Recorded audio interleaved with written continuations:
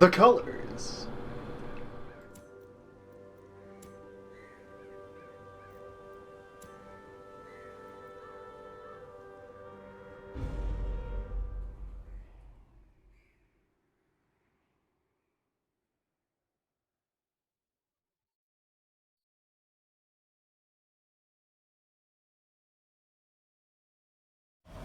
My obsession caused this great foulness, and it is shameful that I must rely upon you to set it right.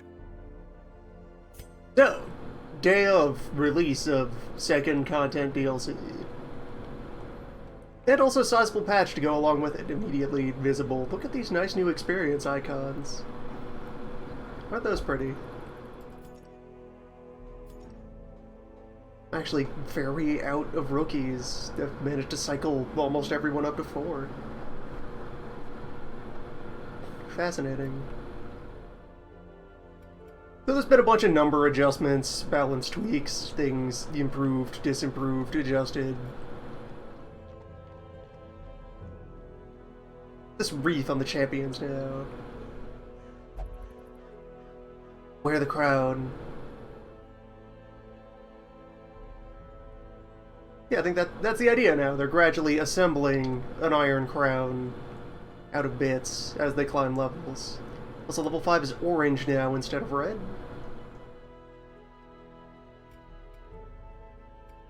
Anyway, also, new content, new area, color.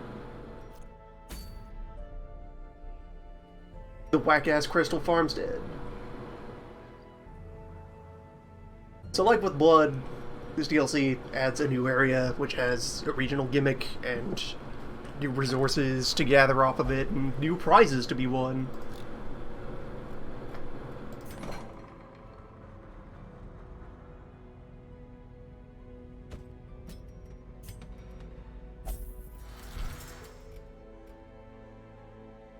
So, well, the previous plan was to take our 11 invitations and go into the Blood Yard. Let's try farm.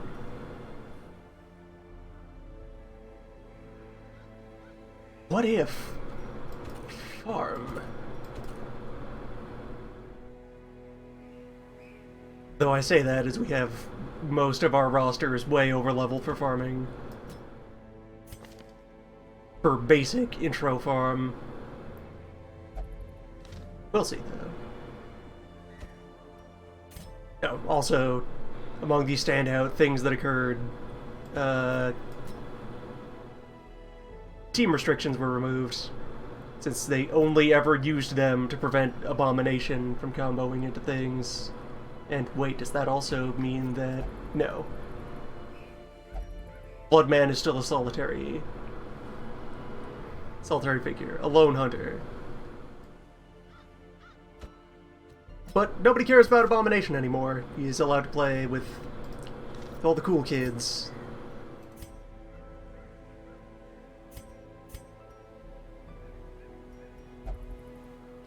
Good times, for sure. Not that I'm planning to put an Abomination in this team. Just wanted to demonstrate that.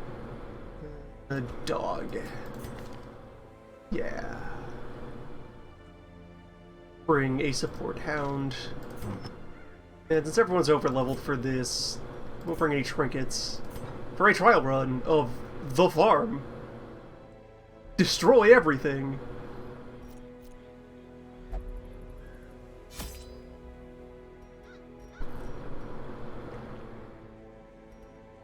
Ah, yes, it's also the case that, like...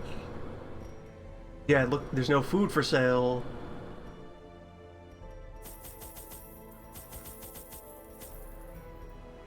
The farm is some kind of fighting gauntlet, is the main idea. You just keep killing more and more until you've killed enough and make your escape with the loot. 65 blood. Take a bunch of items and then get in there. Blight had struck the harvest again that year, and the miller was desperate. He came to me, hat clutched tightly in filthy fingers, stinking of sweat and manure. Seated comfortably in my observatory, surrounded by telescopes and other delicate apparatus. I recognized his misfortune as an opportunity, and I agreed to lend him my expertise. Okay, I guessed that was one of the ways this would work. So our premise for the lore of the DLC is the color out of space. A spooky meteor lands on the Earth, carrying strange alien entity that begins to corrupt and infest the surrounding landscape. I figured that probably the ancestor called that meteor in an act of wizardry. So here we are, in front of the gate. Reduced healing and increased stress is a general ambient part thing, and we have a kill counter of gems.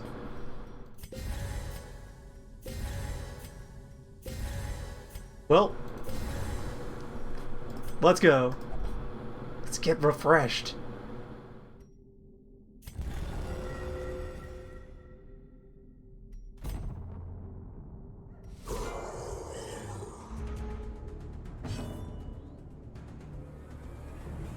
Farmhands.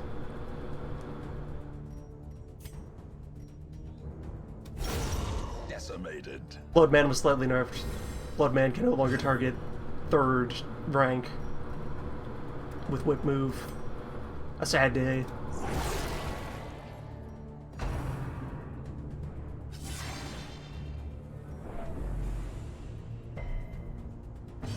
There's not going to be any challenge before this team Formation is until we get like a ways deep, probably.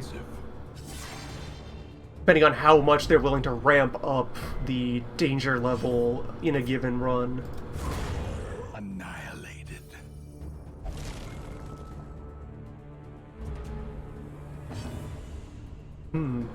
They left gems. Back to the pit. Want those gems.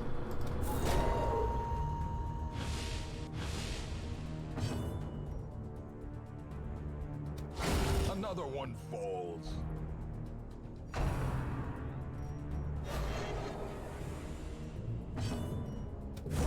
Continue the onslaught. Destroy them all. Yeah, that's the idea. We keep going. Wave after wave of enemies. Scarecrow. Which, oh, it's a stealth enemy. Alright. And let's see, overall resistance is here. Blight is the strongest resist on all these lads, and then the Scarecrow can't bleed. It has no blood. It's made of wood.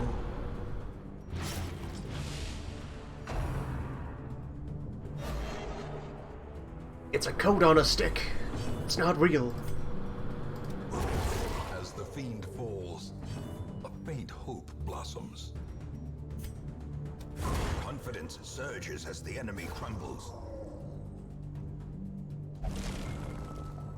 Okay, so corpses turn into gems if they're left to loiter. Begone, fiend. I haven't seen these do anything yet, but Another abomination. Cleansed. health back from destroying them? I'm sure how all this works is like written down publicly somewhere, but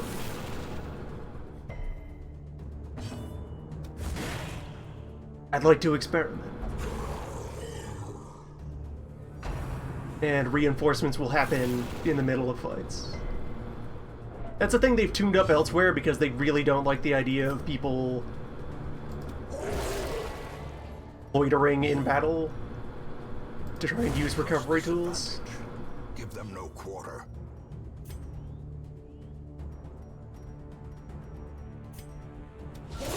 A decisive pummeling. But then also, this is the infinite fight gauntlet. Of course there's reinforcements all the time. That's the idea. On display here, one of the major changes they did overall balance-wise is they wanted critical hits to mean more. So regular accuracy is slightly reduced, critical rates are up, and when you land a crit, every class has a self-buff that they get as a result. So, next round, our Whipman gets 20% more blood. Because he's just way into it. He's feeling this.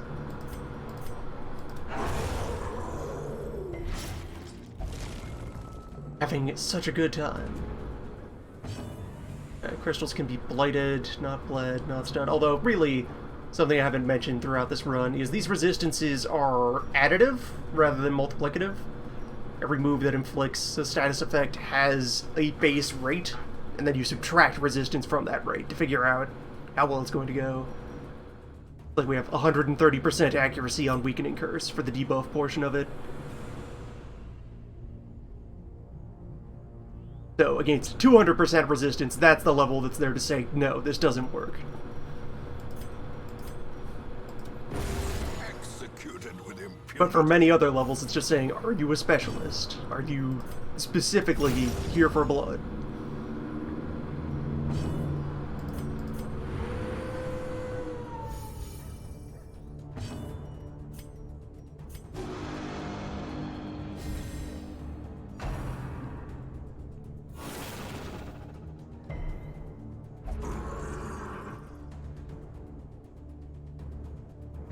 Gem Horse.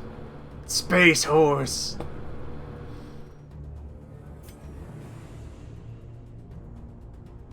So another thing to mention, the accuracy here, a part of the mechanics I didn't know about until reading the patch notes, is you have a hidden plus something to your accuracy.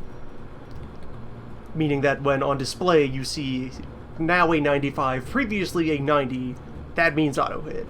That's not going to miss. That's actually a 100 under the hood.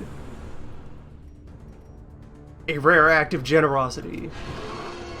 Horse, get over here. Give me a look at that horse.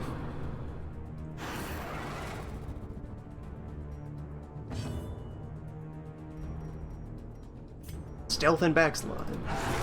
Impressive.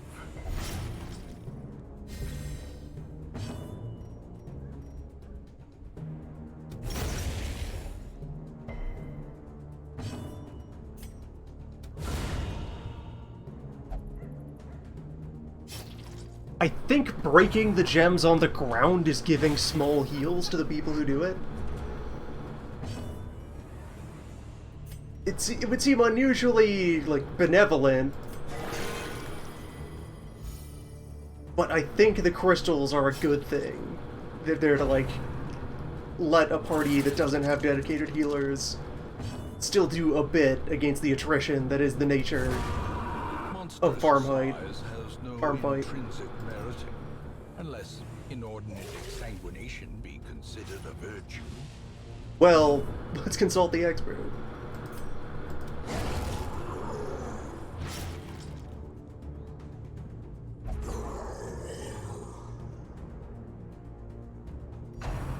So this is probably looking for 20 kills for the run.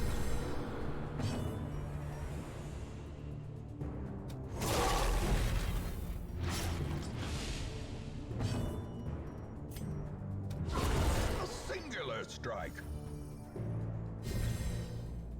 A foreman who's standing at the back and has like protective moves, protective buff moves.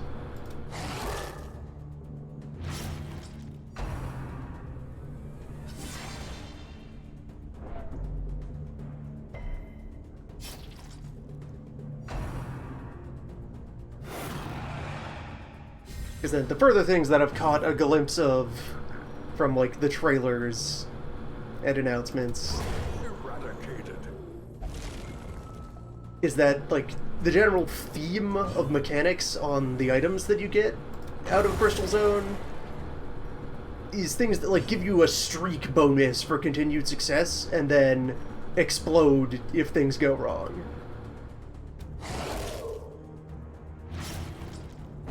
So like you could have a weapon that for each enemy you kill with it, it gets a bit bigger.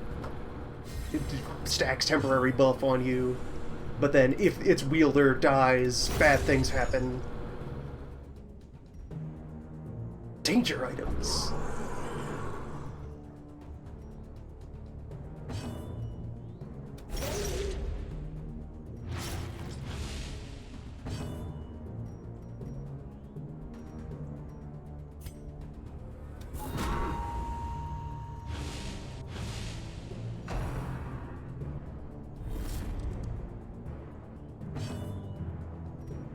Masterful evasion. Obliterated.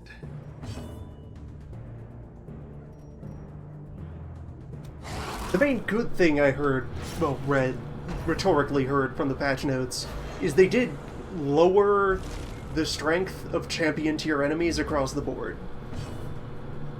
They recognized those as overtuned and eased up on them.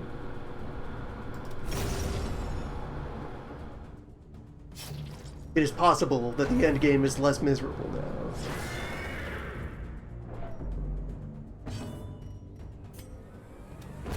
The bigger the beast, the greater the glory. Well struck.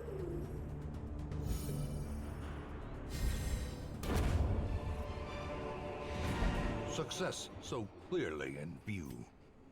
Or is it merely a trick of the light?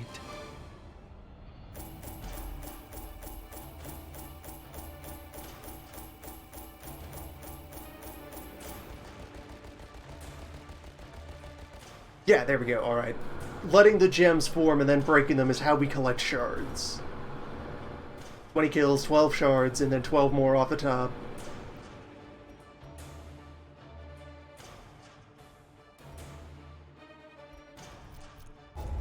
Alright, now what does that do for us?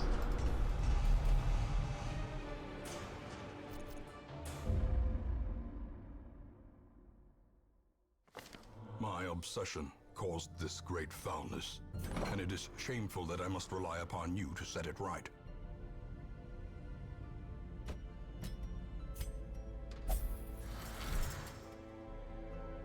So we have Shard. And the immediate thing Shard does for us, there's Shard bosses. Fight the Millman. Might go ahead and do that right away.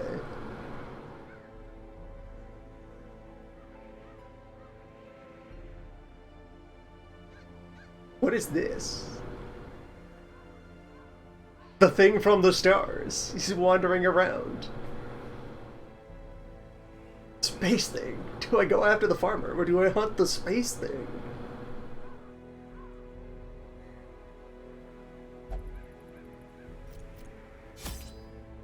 So then anyway, the main thing we spend shards on, at least immediately, is we can buy bottles of dust, and those do something.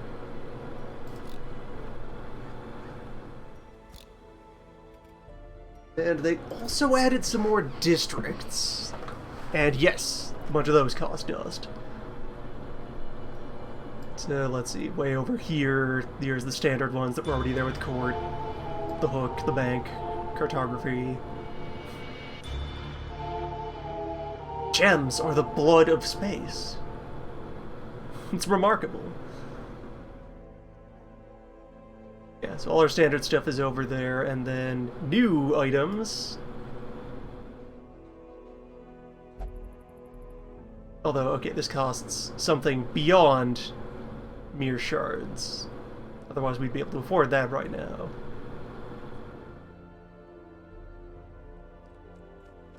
Memories, which can be found in the Endless Harvest quest. Okay, so they did leave in, there's an endless mode for the farm. You just go in and keep killing until you are too afraid and want to run away.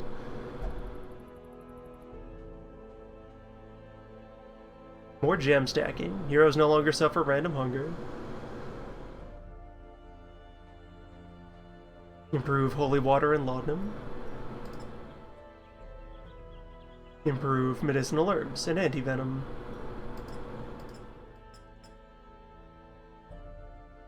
Yes, there's the one standout, especially good item there.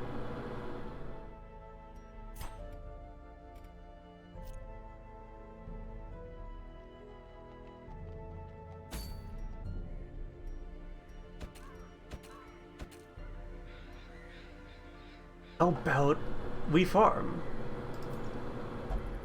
Let's farm more.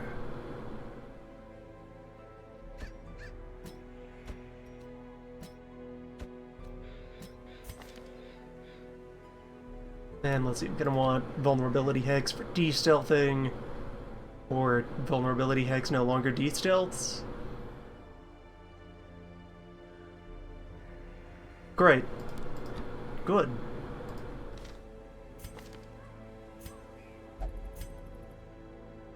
What do we do instead?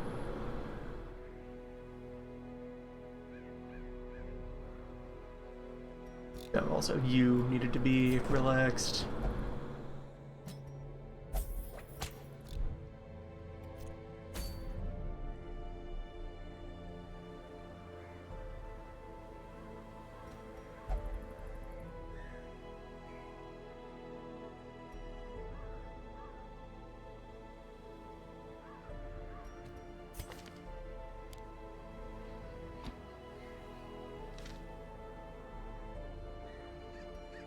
Bring it along anyway and see what happens.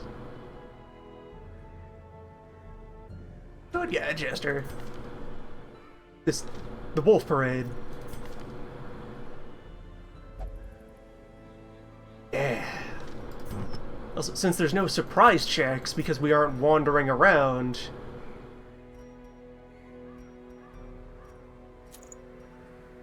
man, that means we actually get to, like, we get to keep formation.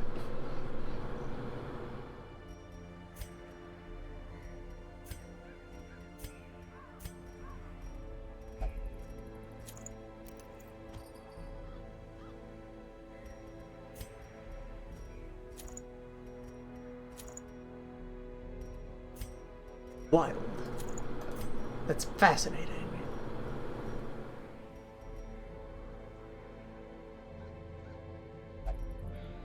I wonder if gem light counts as high or low.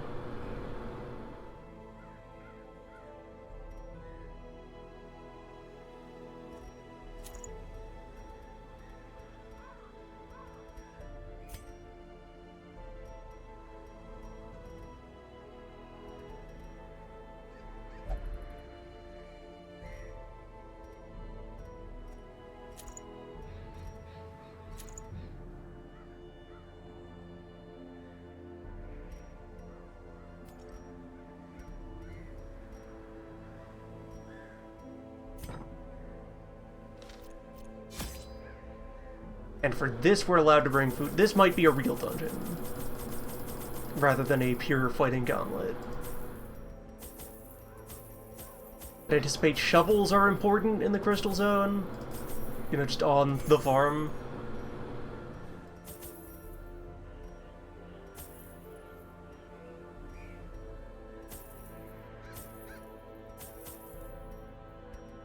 We'll see.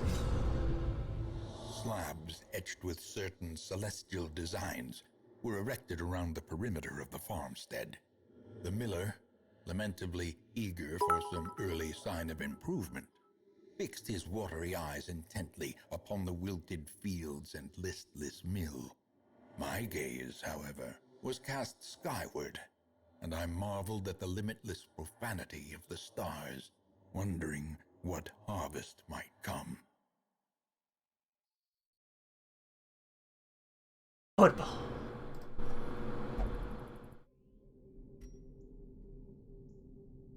Okay, this one has checkpoints. That's where the food would matter. I can only assume that's what these bars mean. There's checkpoints. Various thresholds of murder.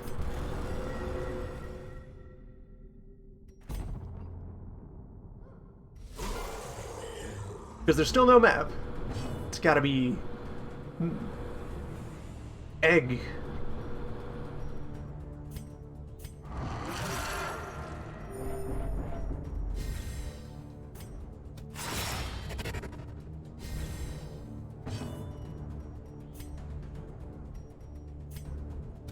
Confidence surges as the enemy crumbles.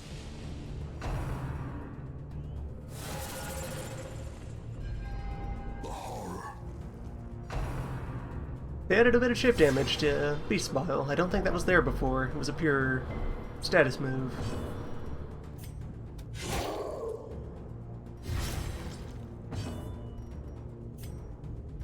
Alright, so... nope. Nope. Does anything still de-stealth?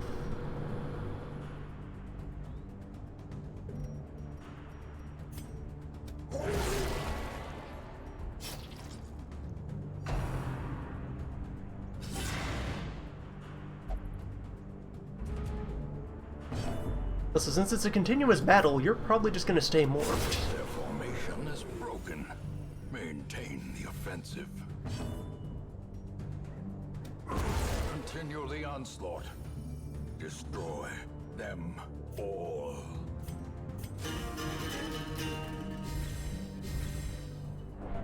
There's also a change to buff timings, such that, in effect, they all last one round longer than they used to.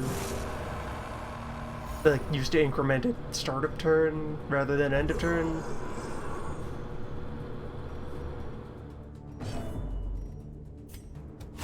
Destroyed. They've changed, and are now more extendable.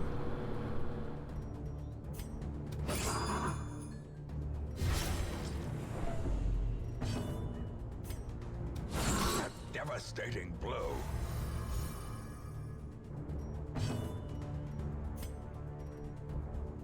Press this advantage. Give them no quarter.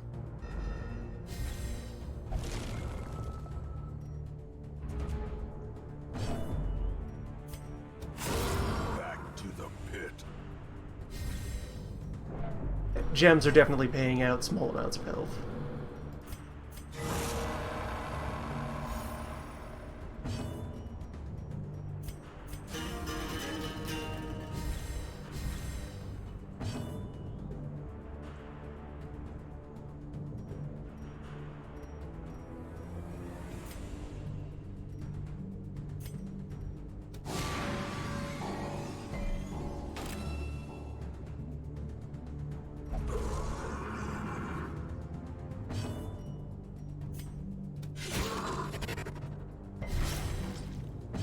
Shows up with riposte.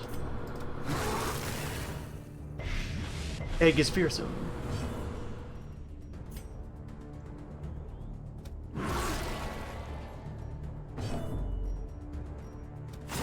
Be gone, fiend.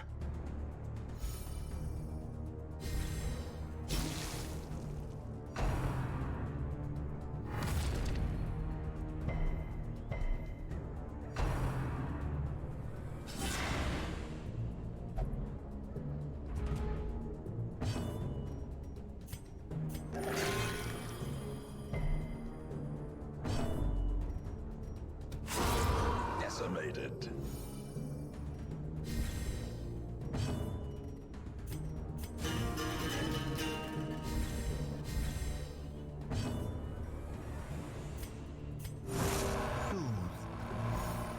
Sedated.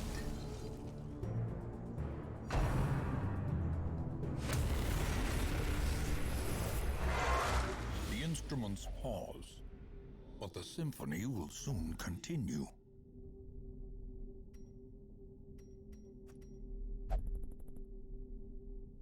Alright, can't shovel gems. Can't anti-venom gems. Can't bandage the gems. Can't laudanum the gems. Can't holy water the gems. Can't unlock the gems. Cannot herb the gems. Just touch the gems.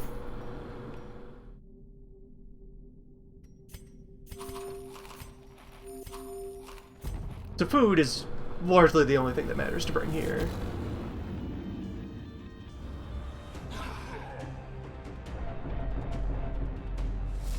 Okay, the environment changes the deeper we go. Summation of reality. It's now blood out.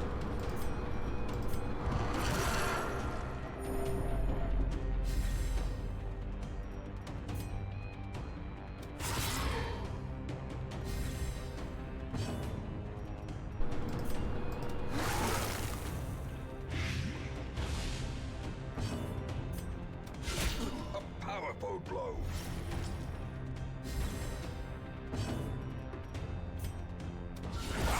The ground quakes.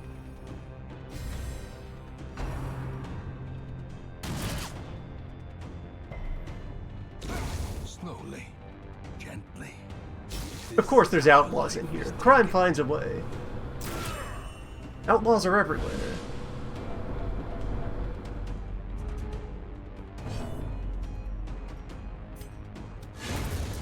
Monster's sigh otherwise has no intrinsic merit, unless inordinate exsanguination be considered a virtue.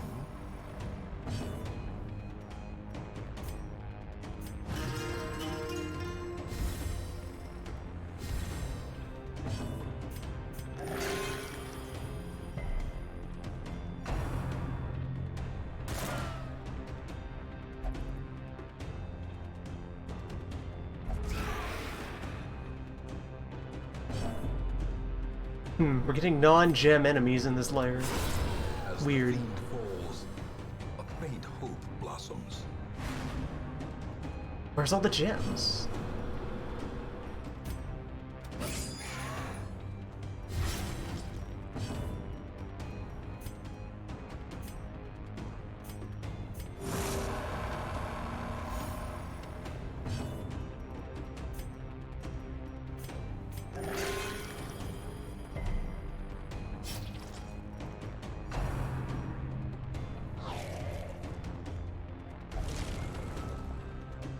Okay, gems are still appearing. Good. Another abomination Get that. cleansed from our lands.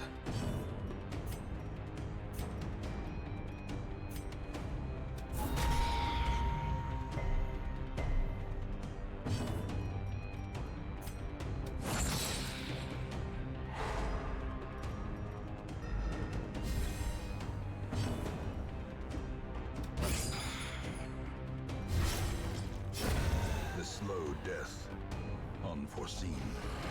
Alright, yeah, I guess the background is showing us ruins. Fragments of ruins. So we're getting ruins enemies. Except also Warren's enemies. Space hogs. A time to perform beyond one's limits.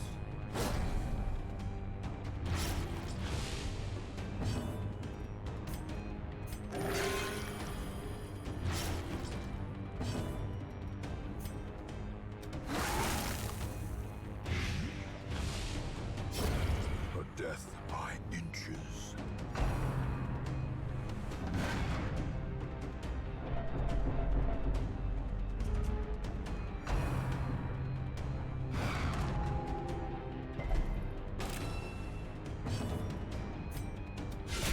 Well struck.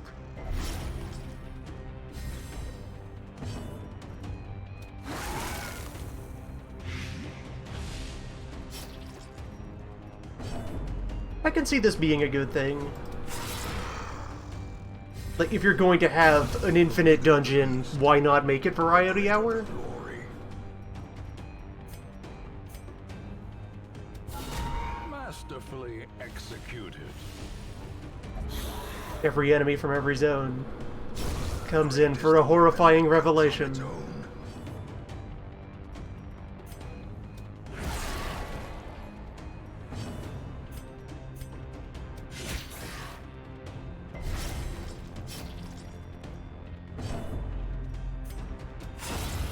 Obliterated.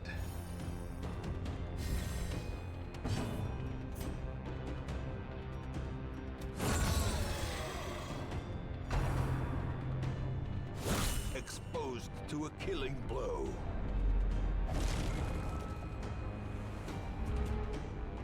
Infinite Dungeon would not be a substitute for grinding. The main treasure that we're getting out of this is the shards themselves. Yeah, shards are plentiful. Shards are digestible. Eradicated.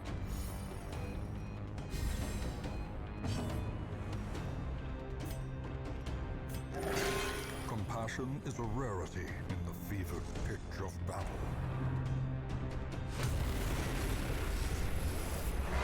A place of refuge, if only for a fleeting moment.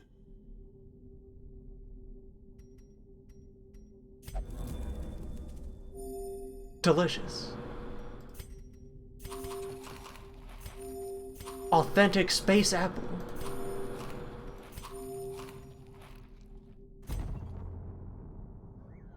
Anchored on solid good ground once. It hesitated for just a moment during the spawn-in. We got a few precious frames of Tiny Farmer. I was hoping that would be the enemy, just Small Farmer. What a mystery. Behold, the terror of space.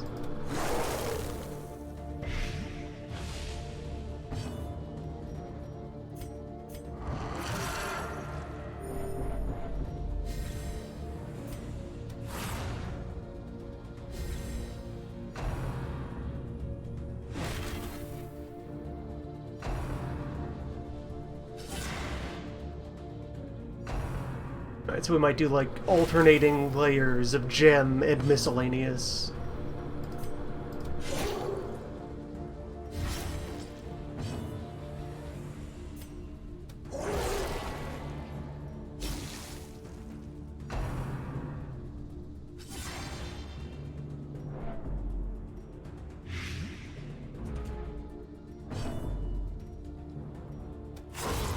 Annihilated.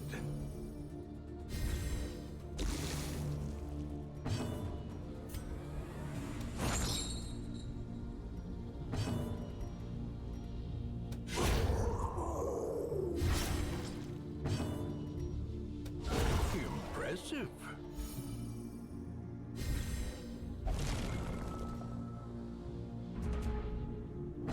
Nice. Another one falls. Good that these managed to spawn. But getting kicked out of the way. A brilliant confluence of skill and purpose.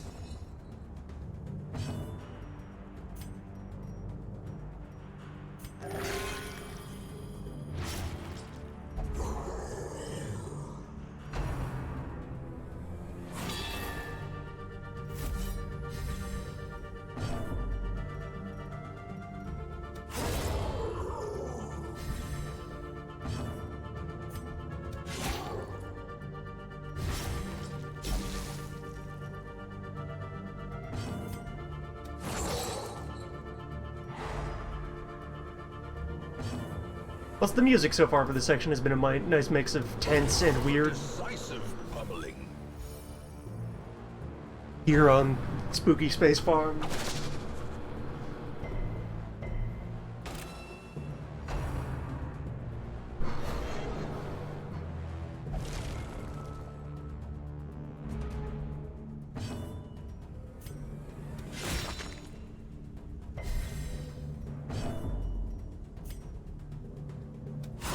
Precision and power.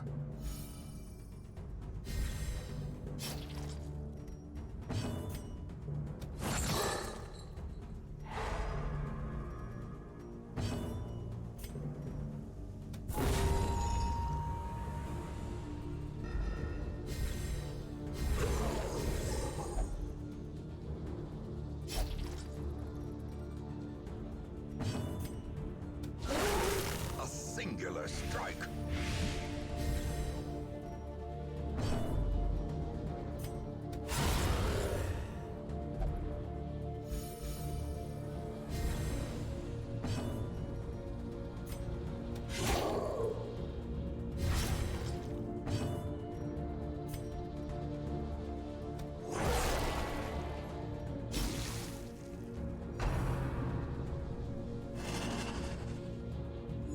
Oh, take a break.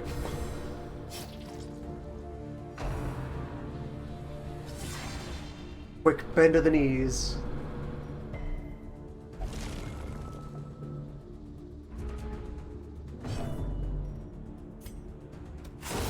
Executed with impunity.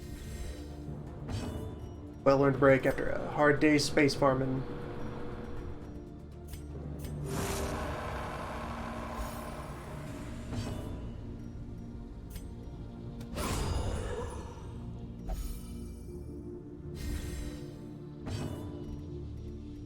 Alright, we should be like about to hit the next checkpoint.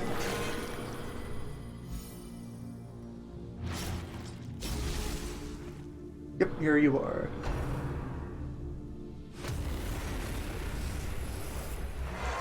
A closer look, perhaps?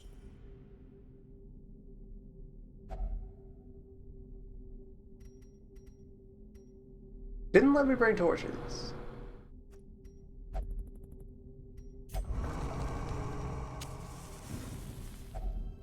Huddled together, We get to camp. furtive and vulnerable. Rats in a maze. Camping attached to an object in the dungeon instead of to your inventory. Weird.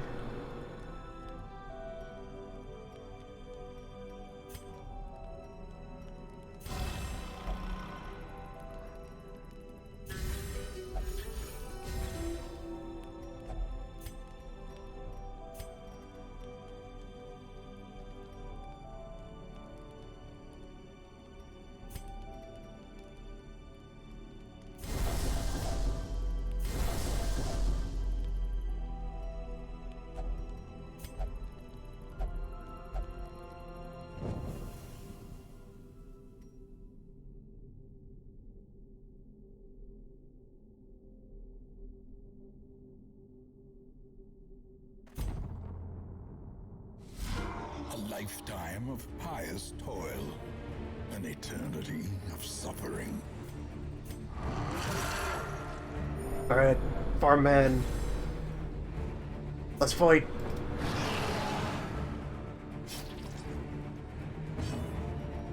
I like his anti-gravity scythe.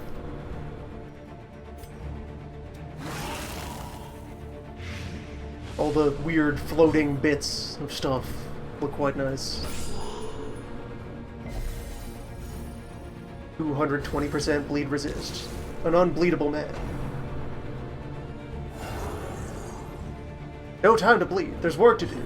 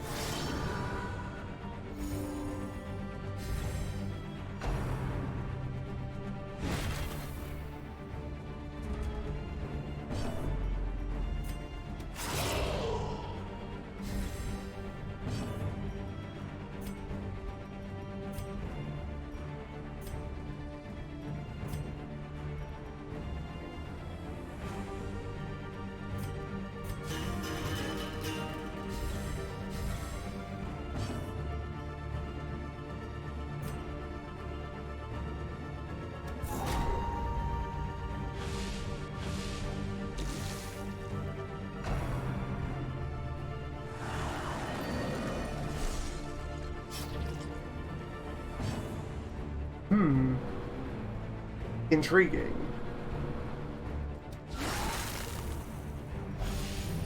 You crystallize your ads so you can hide behind them.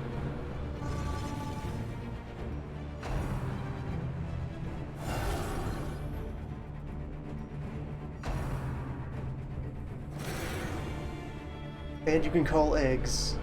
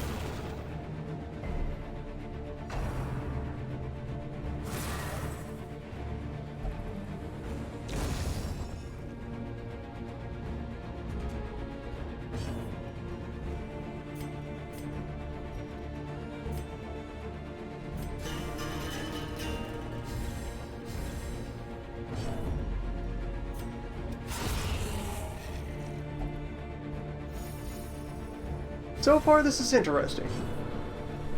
Can't really say much about it numbers-wise, since this is an over-leveled team. This is advertised as a green dungeon still.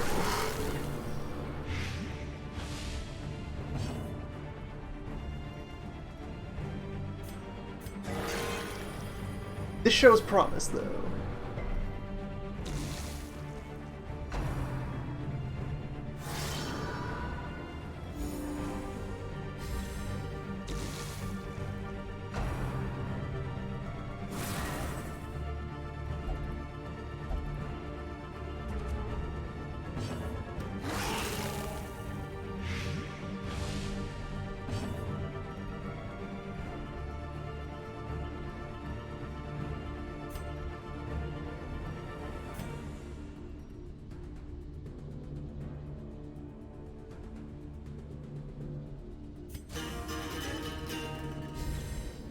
inspiration and improvement.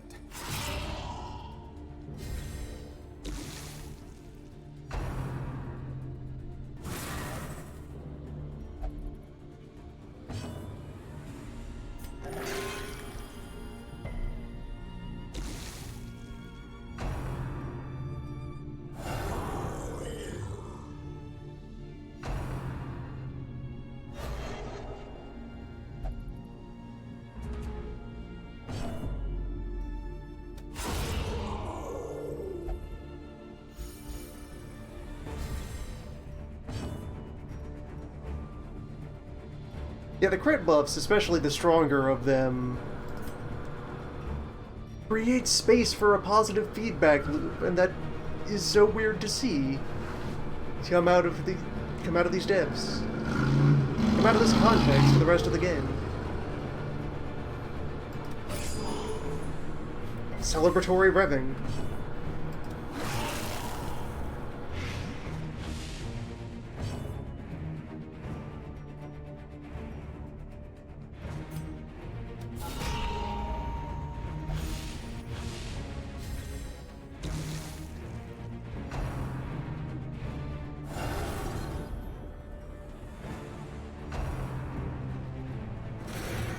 Nearly got him.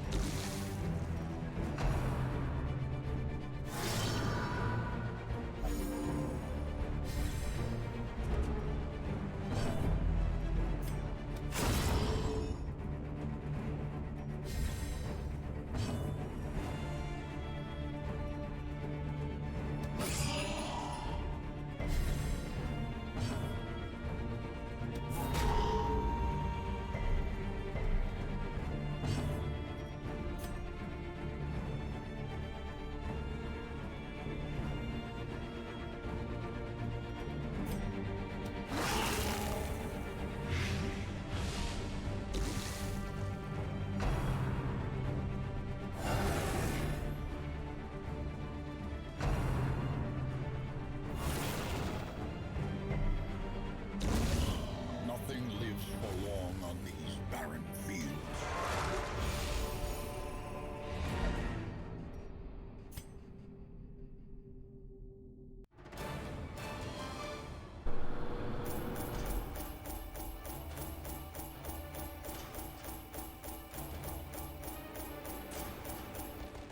We are getting a lot of shards.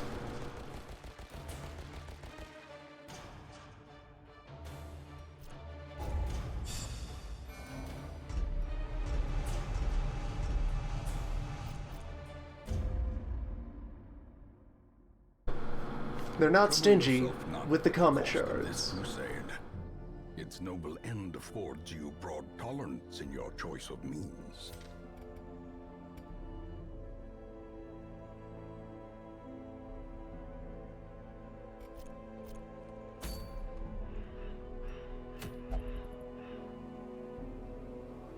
And there we are, the Endless Harvest. It's rated darkest level. But I have to wonder if that's tied into, like, does it start at full power or does it ramp up? Like, the fact that it's an endless dungeon, I'd say that would, yeah, give it credit for that by default.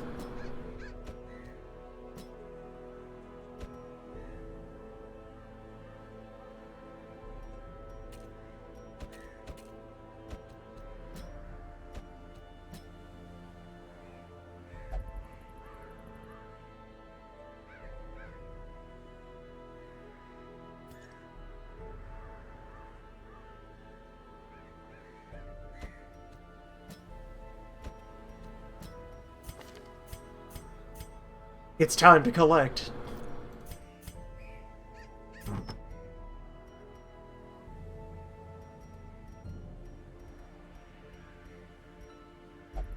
Farmhands, beware. Rent is due.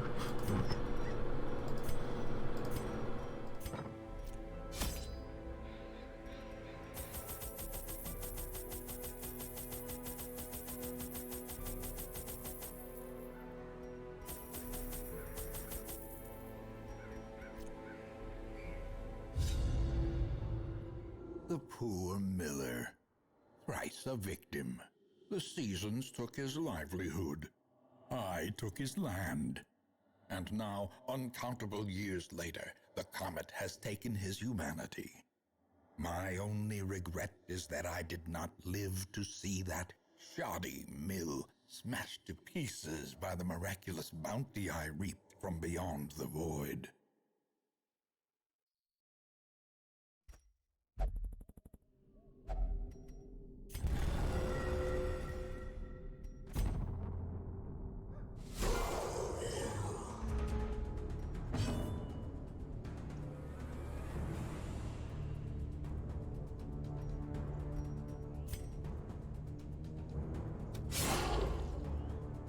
Off we go then. We must kill more.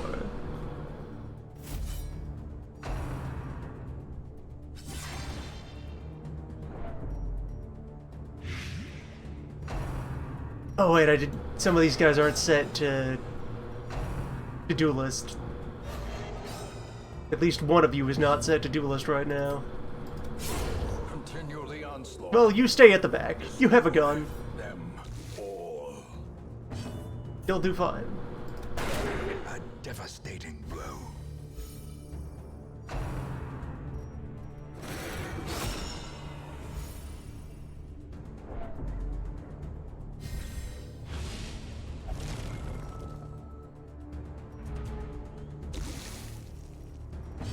Yeah, you can pick off the shards as they emerge.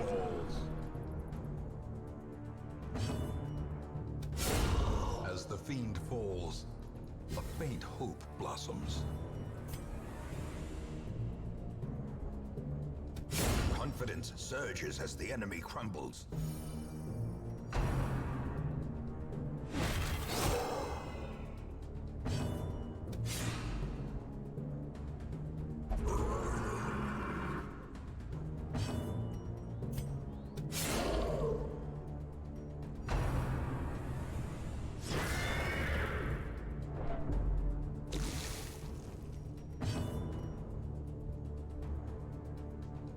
A horse is upset. Take 10 stress. That is acceptable. That's immersive. Their formation is broken. Maintain the offensive.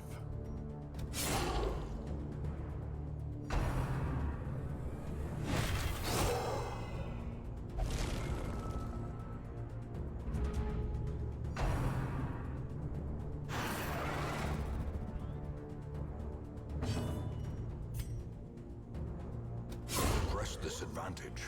Give them no quarter.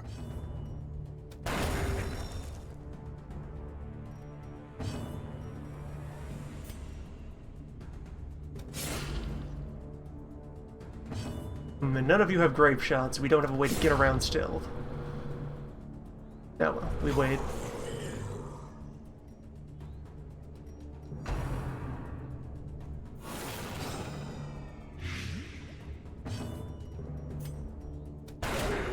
A singular strike.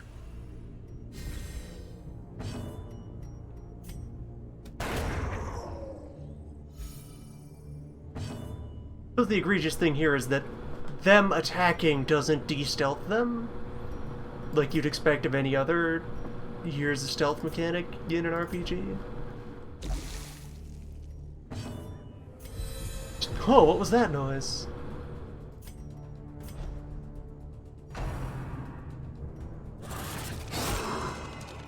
Where did this horse come from?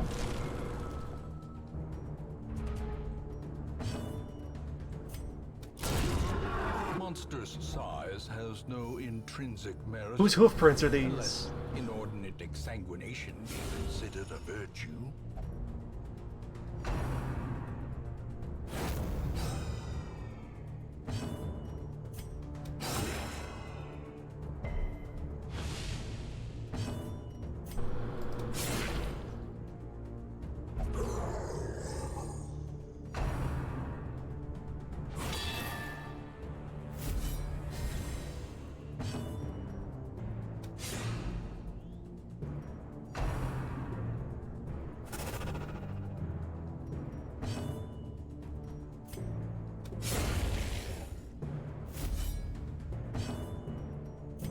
Oh, you actually have Grape Shot equipped.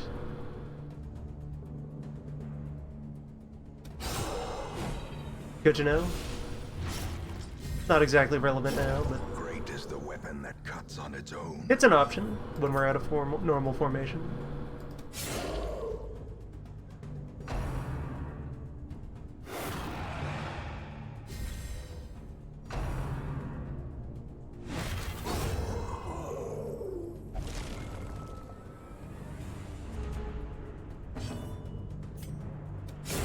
Back to the pit.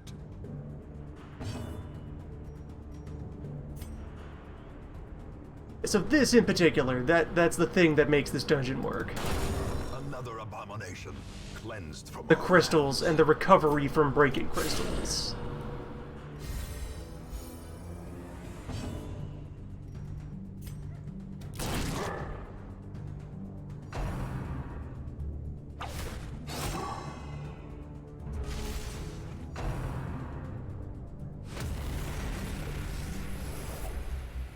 The instruments pause, but the symphony will soon continue.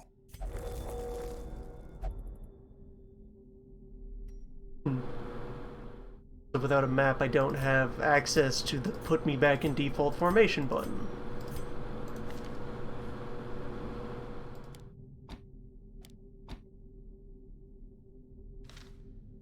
It's fine then. We're standardized. 10 kills. That seems reasonable. Go for another 10. And then probably, like, each time we hit the gem, the reward tier goes up, and there's probably some sort of big old capstone fight.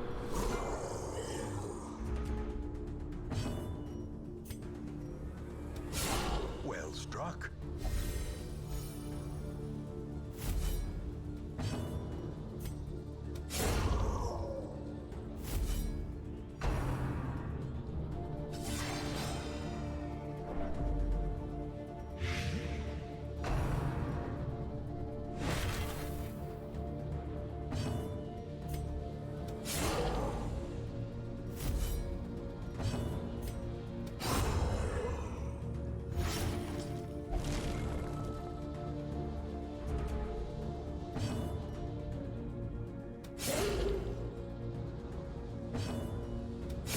Begone, fiend.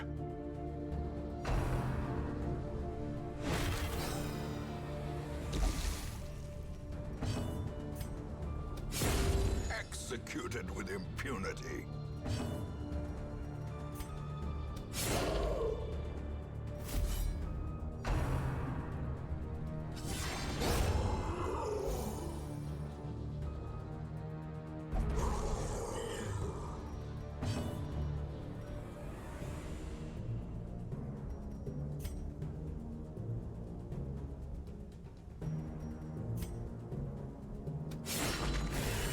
A dizzying blow to body and brain.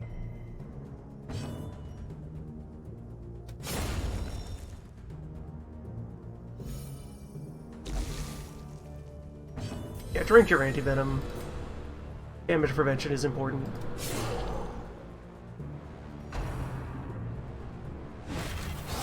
Precision and power.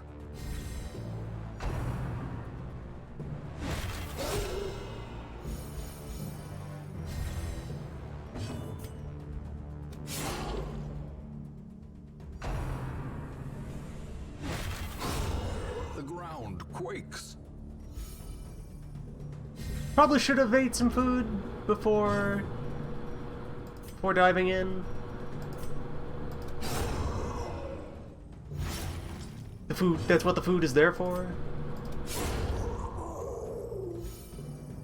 Maintaining the adventure.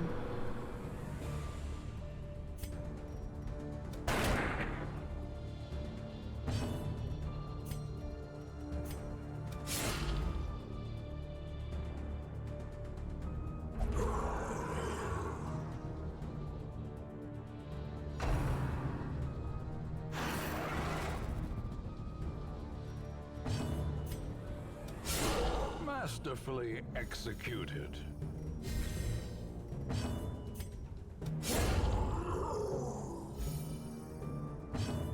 We're doing fine. These are professionals. They know what they're doing.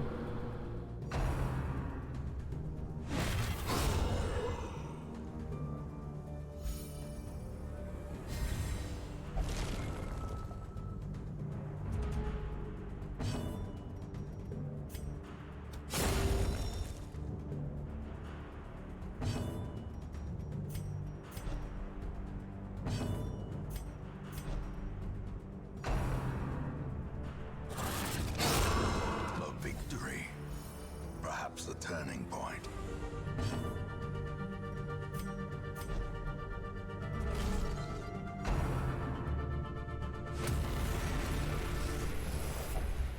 Safe from the comet's maddening light. For now. Nice. All the checkpoint rewards have been good.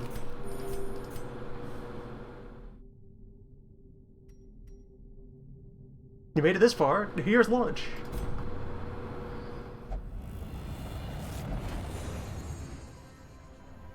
It is splendorous out, so it's time for the cove. An open door. She parts, and It's time for the squiffy gas!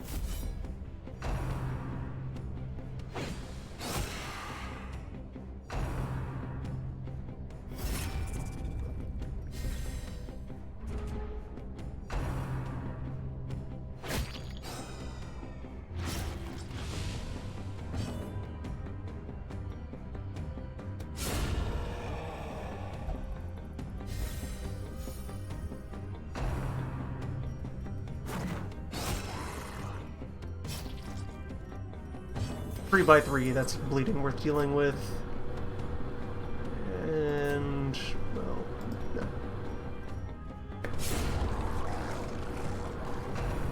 Clear you out. Squiffy. Fishing for more crystals. Wherever I can find them.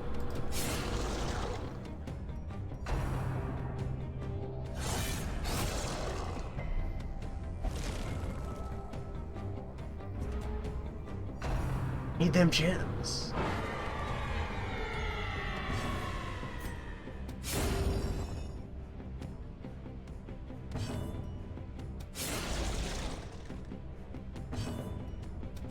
Impressive.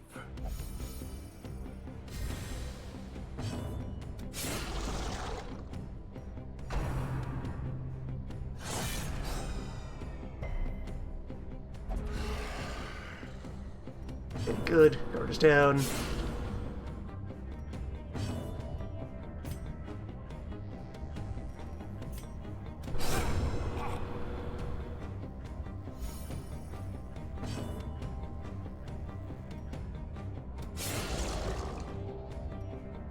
Also, the fact that raw kill count is what drives the tempo of the dungeon. That does good things.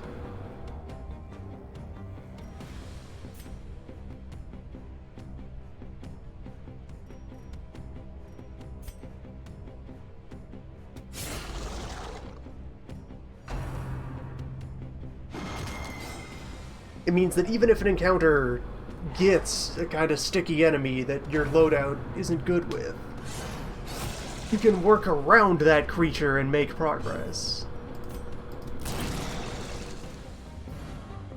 Prime Squad doesn't have many elegant answers to the champion fish here, A decisive pummeling.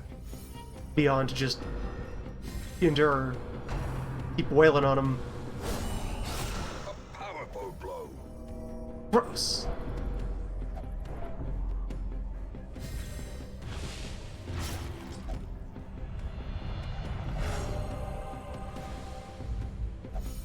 Many may fall in the face of chaos, but not this one. Not today.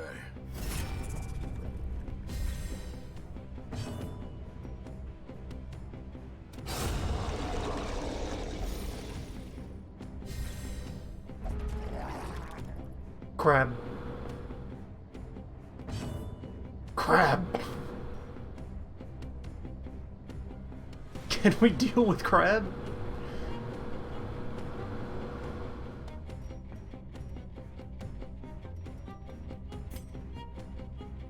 Crab might be too much.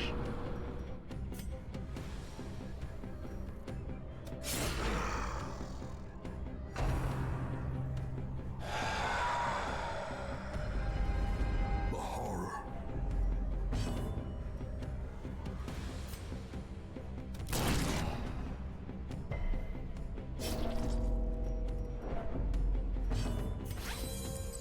Okay, alive for now.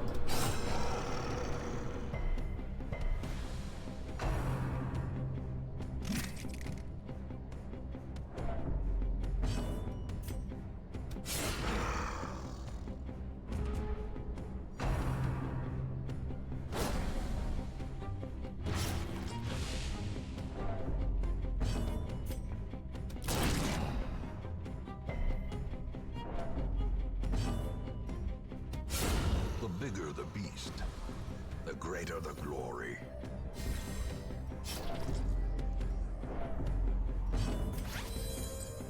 Alright. Crab. Crab must be dealt with.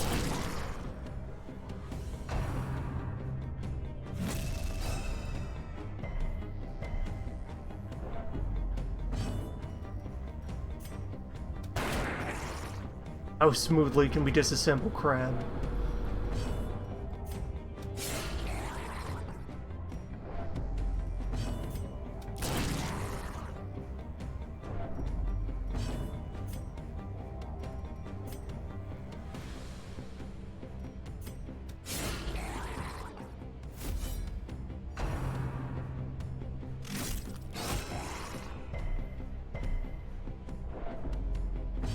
Resisting the blood.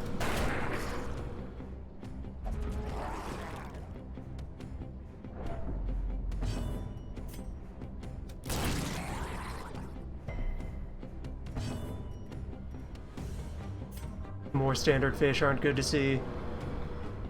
But on the other hand, they might die faster than the crab.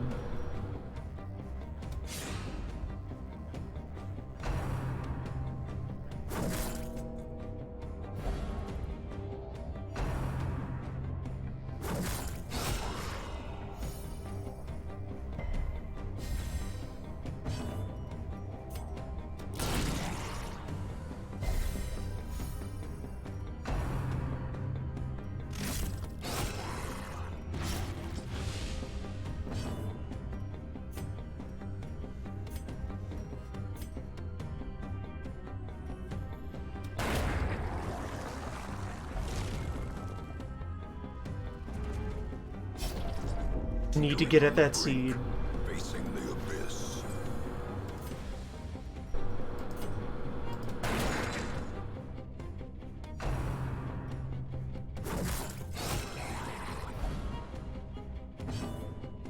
Exactly one short.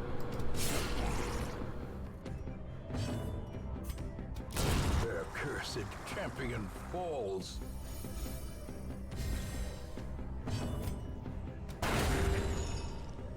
Alright, one unit off death's door.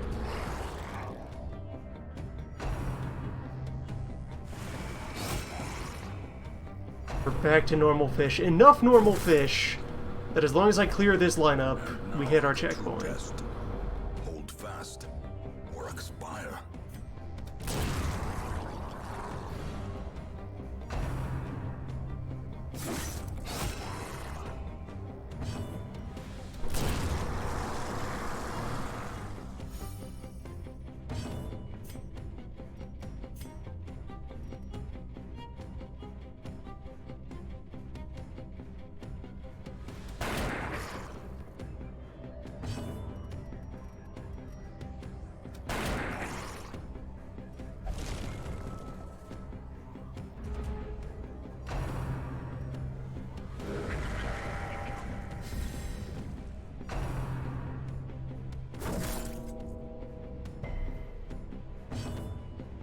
Why are they so fast?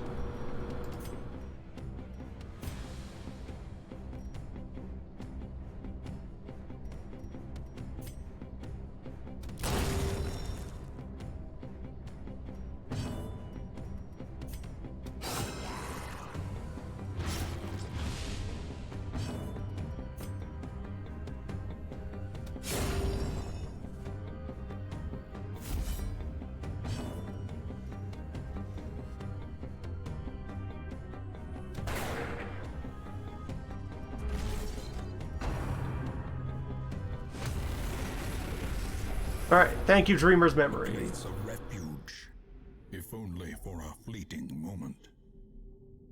G'day, Mildred.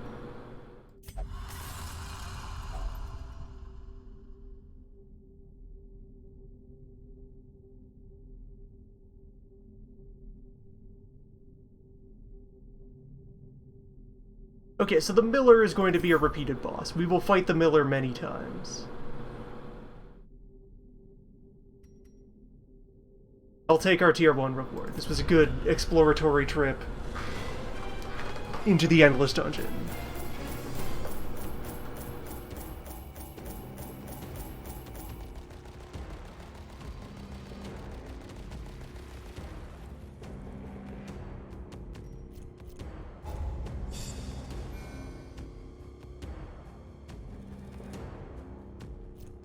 That went pretty well for team with no healers. I remember days when the sun shone, and laughter could be heard from the tavern.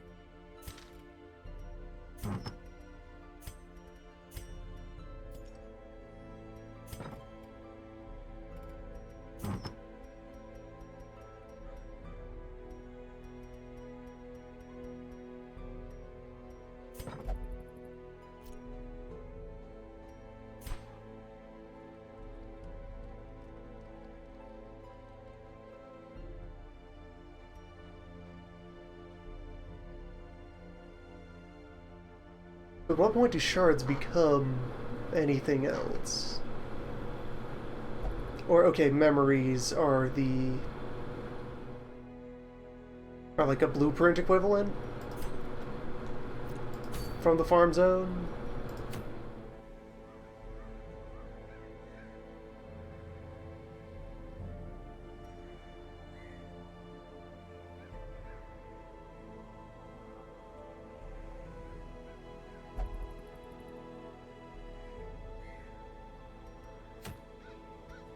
Let's go looking for the space thing.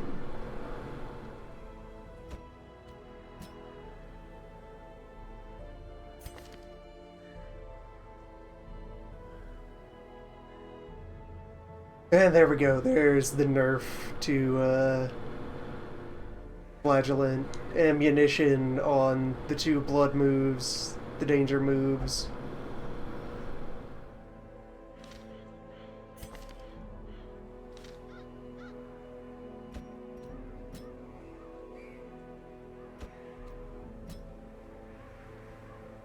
Otherwise he'd be too good, right?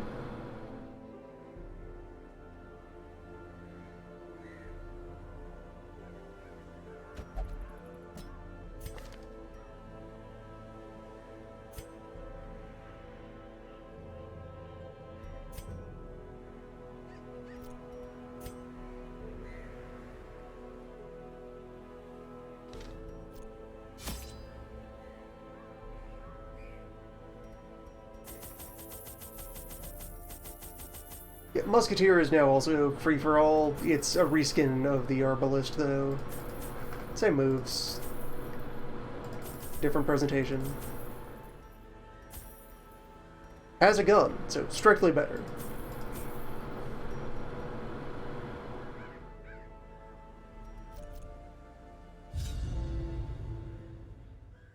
I don't know what the gem drink does. We may need a sacrifice. The smell of rotting fish is almost unbearable.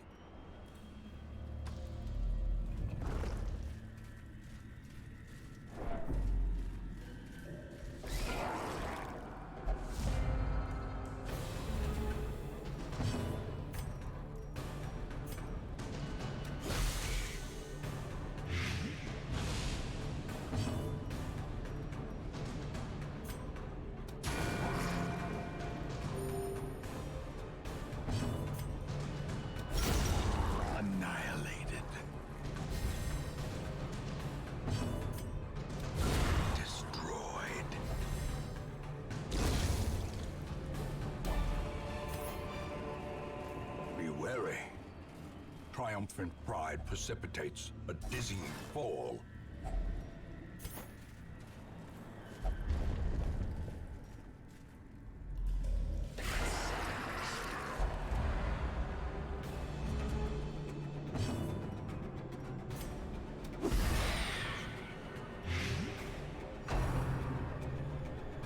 Be on the lookout for Space Thing.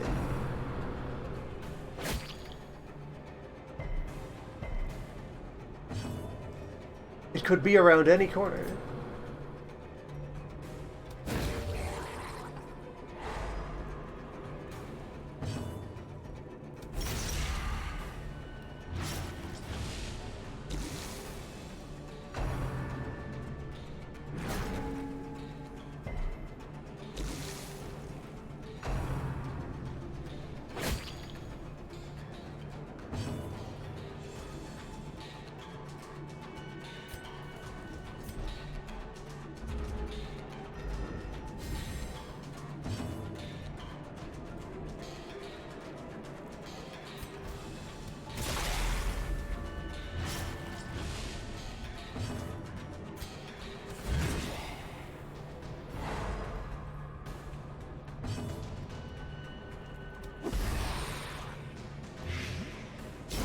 Slowly, gently. This is how a life is taken. Great is the weapon that cuts on its own.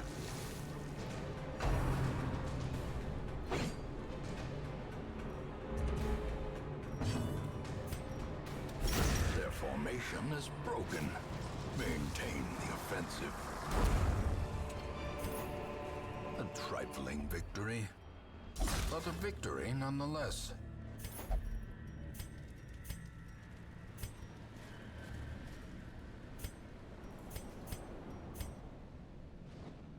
So why aren't these other two buttons visible from the inventory screen?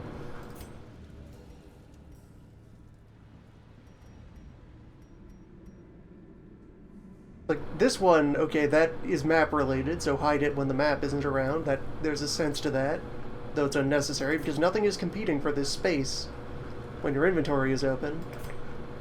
This one has nothing to do with the map, though. Why does it hide?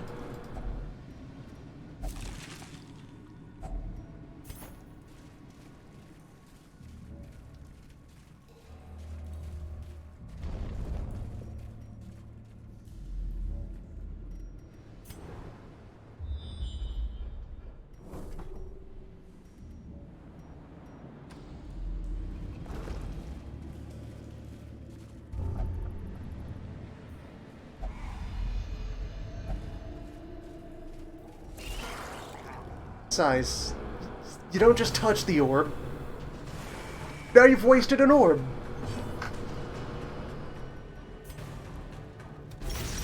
You make the baby Shambler cry. The slow death.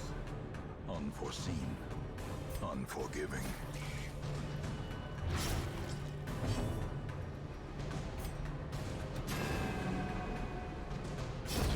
A death by inches. It's always a good day for shambling. Remind yourself that overconfidence is a slow and insidious killer.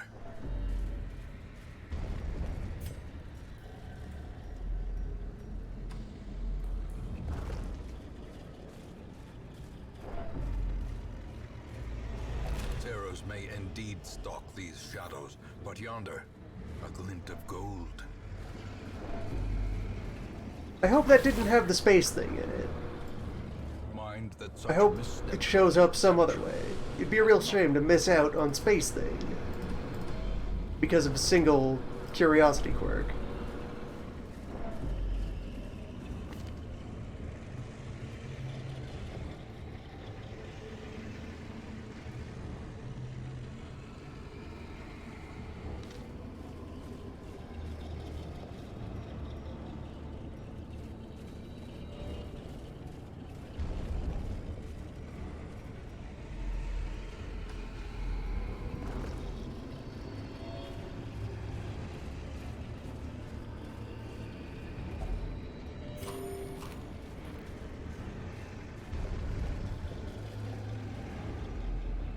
Someday we'll kill enough space gems to defeat hunger forever.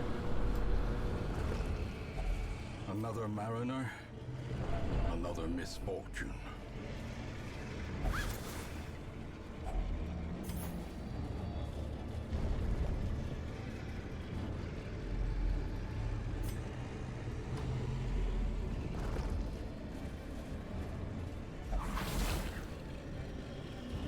Ambushed by foul invention.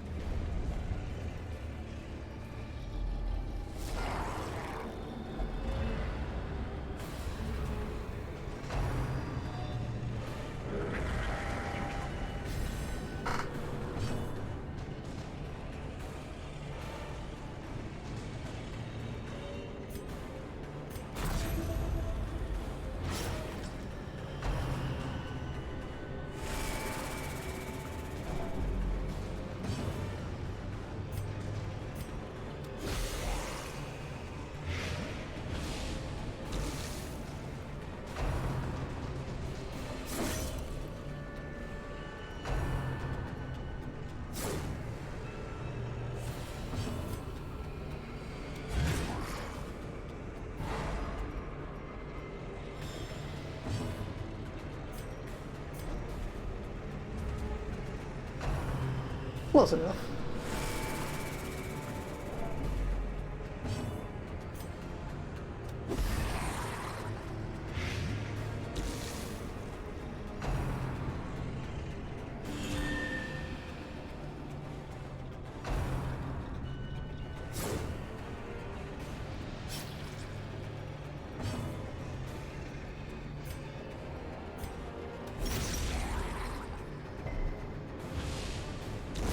This advantage. Give them no quarter.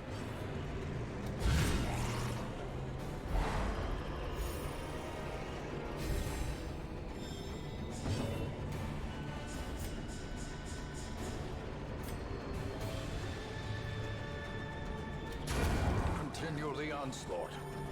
Destroy them all.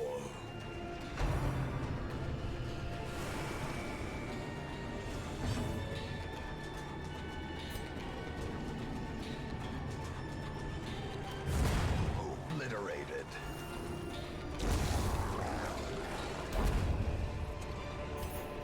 Foolish horrors. Brought low and driven into the mud.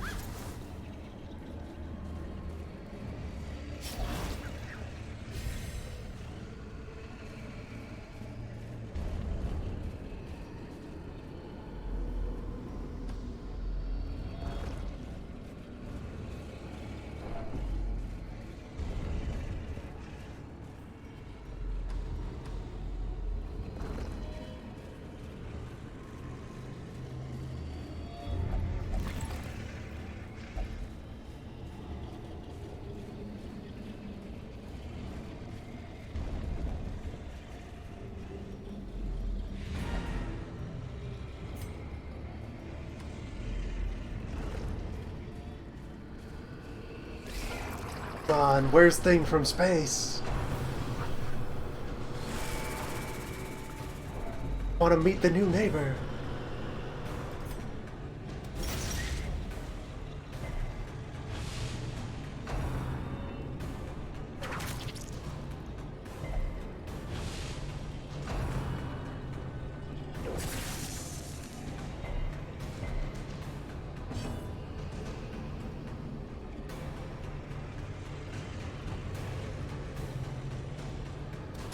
Another one falls.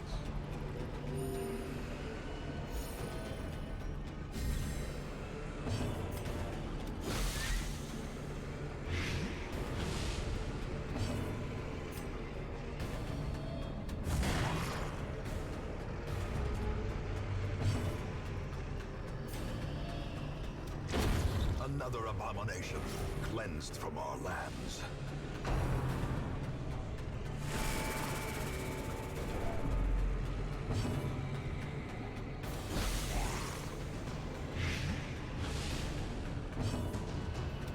Confidence surges as the enemy crumbles. As victories mount, so too will resistance. Wealth beyond measure, awarded to the brave and the foolhardy alike. We will find all manner of great and terrible things in this watery tomb. We need to snort some space gems. Would that help attract the monster?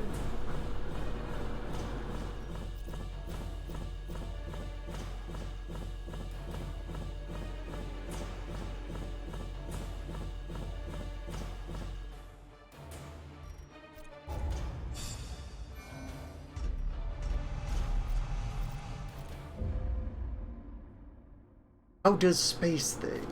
The poor caretaker. I fear his long-standing duties here have affected him.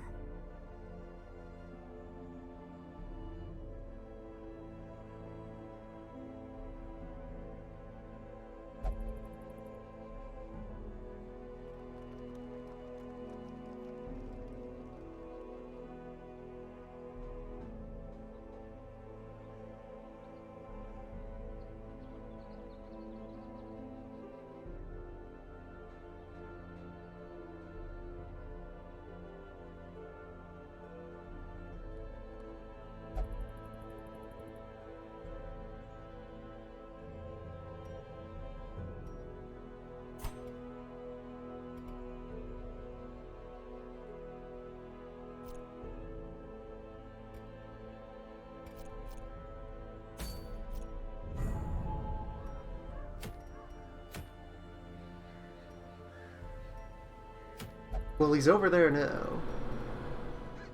And allegedly, champion dungeons were made less intense.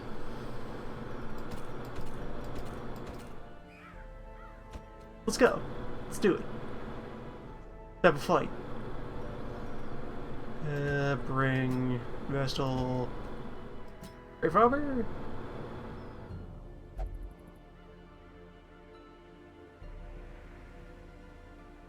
Or yeah, Crusader Man-at-Arms frontline.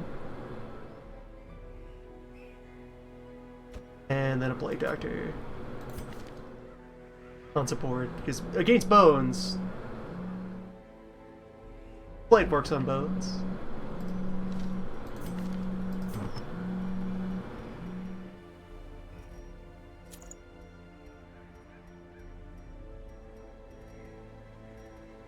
And then Diary, Severed Head, Dissection Kid.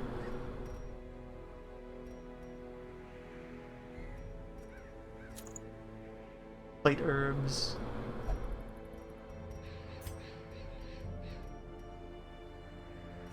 Saving instructions.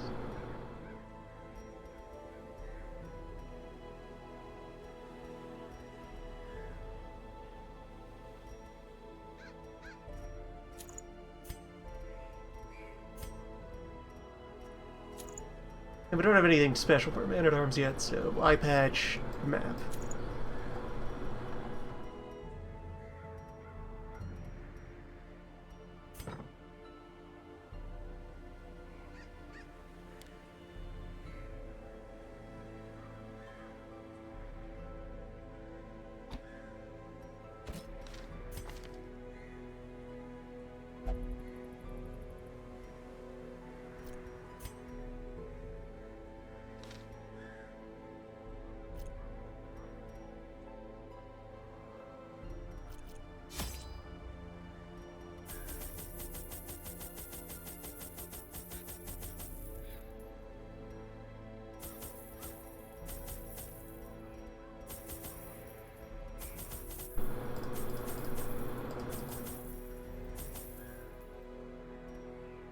Let's bring some dust.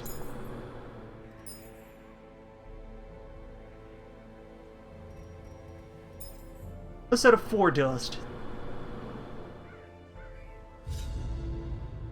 I brought my colleagues back with much of their intellect intact.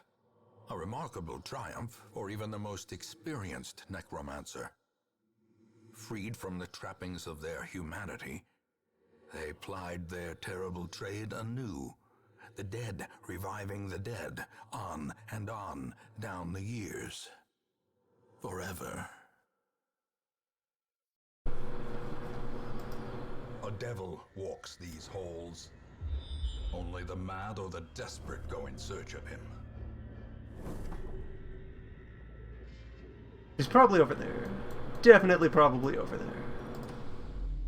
Let's go over there.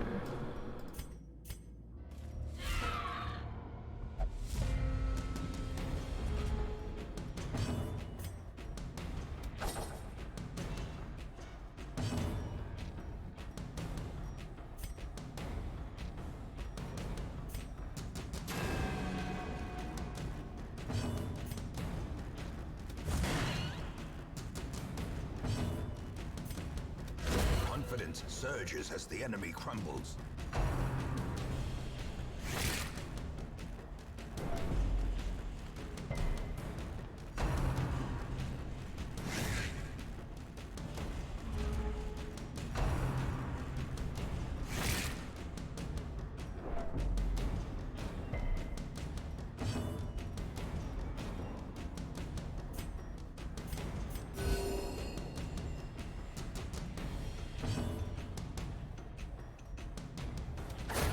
Eradicated.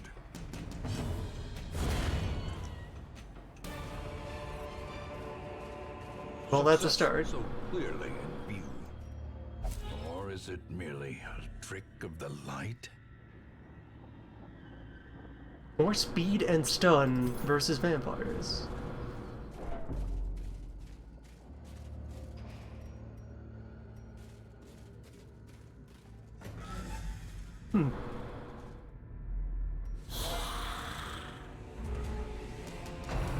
Bone Bearer.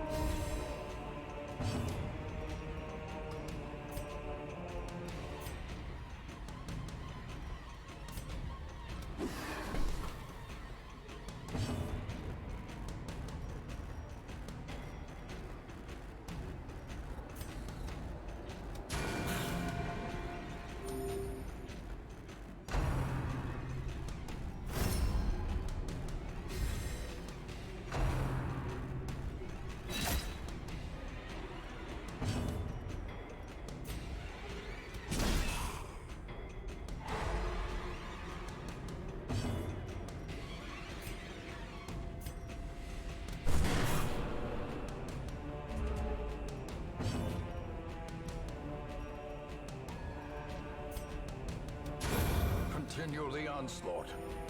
Destroy them all.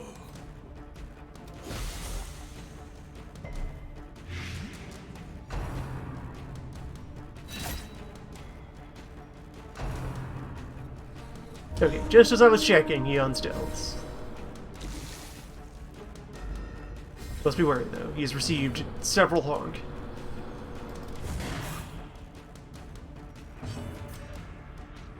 Press this advantage. Smite him, what good? Quarter. Or have a replacement immediately summoned by the Bone Banner. Okay.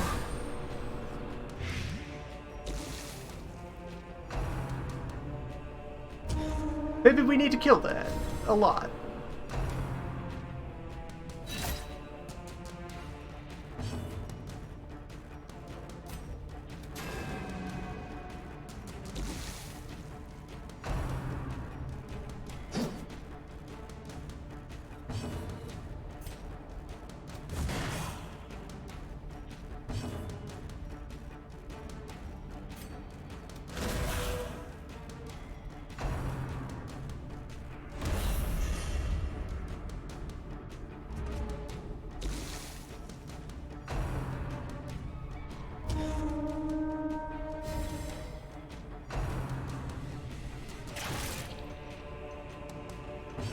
Weird how we're fighting the boss already in the first room.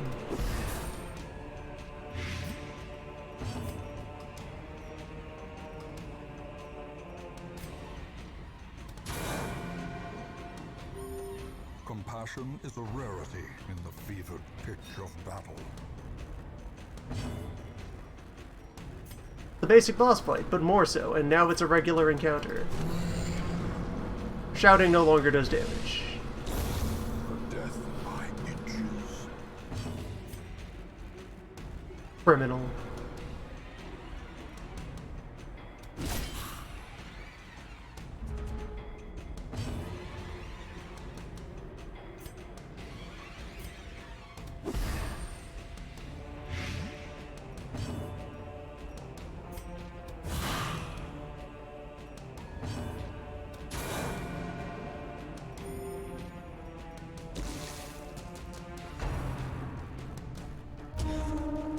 Bannerman is precisely not dead yet. Next time.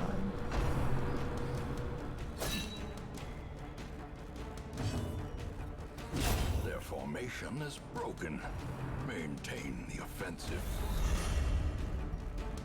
Wait. Wait, why didn't...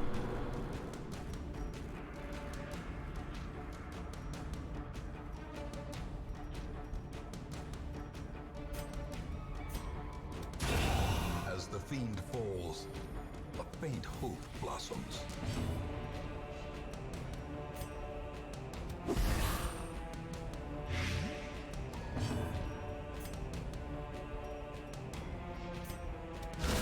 Precision and power.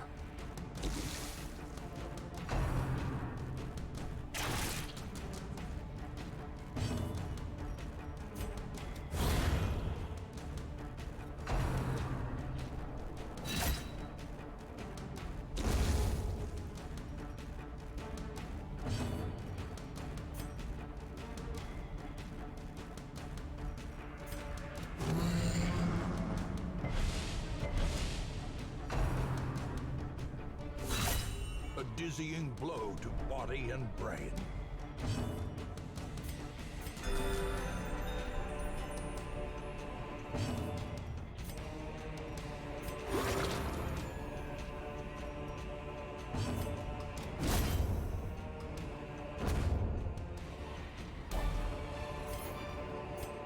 Foolish horrors, brought low and driven into the mud. Good first room.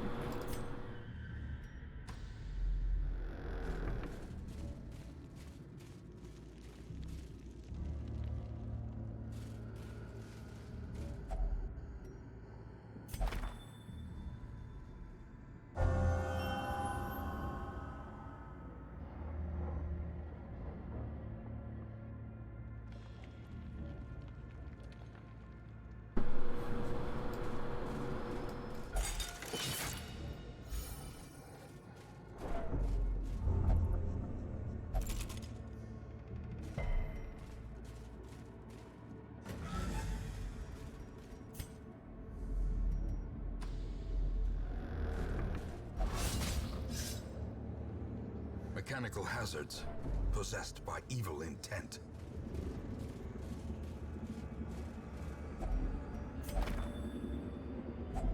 A fortune, waiting to be spent.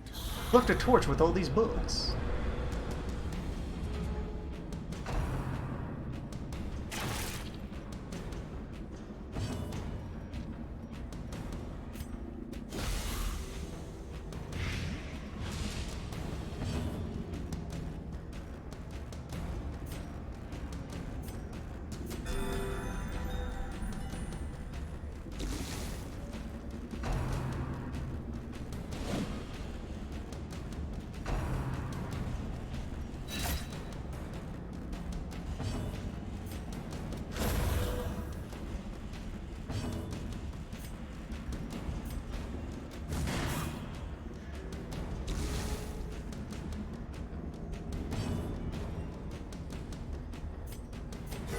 The wounds of war can be healed, but never hidden.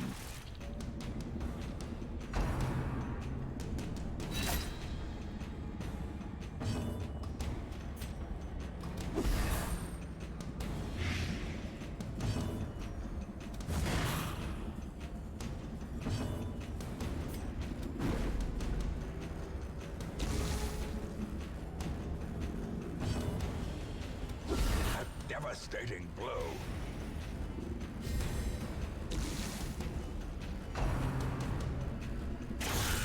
Death waits for the slightest lapse in concentration.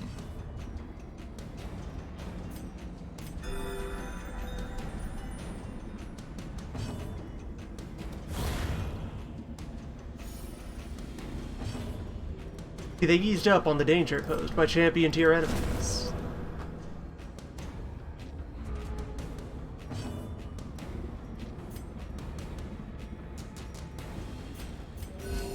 Compassion is a rarity in the fevered pitch of battle.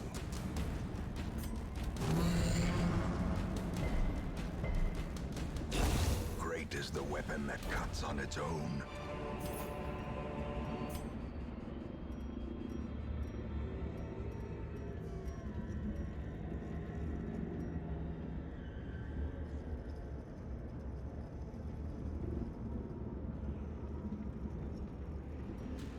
Not yet.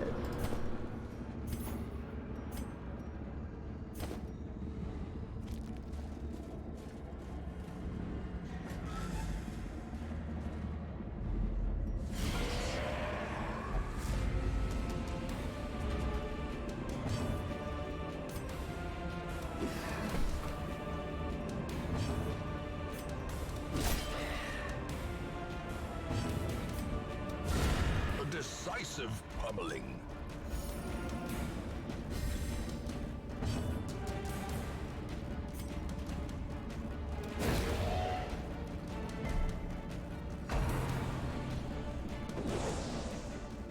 Good surprise round.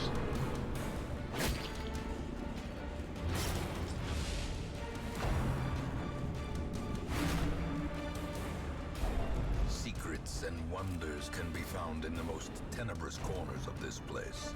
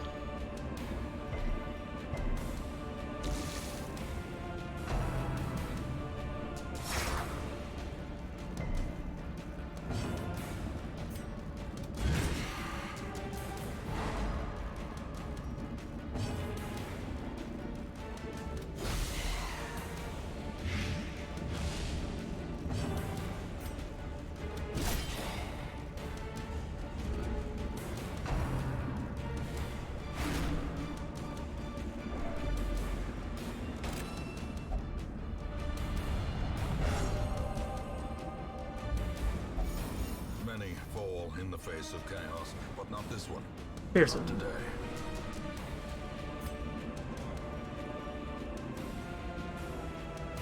That's a weird cadence on the read of that line. But now this one. It's weirdly quick and casual for the ancestors.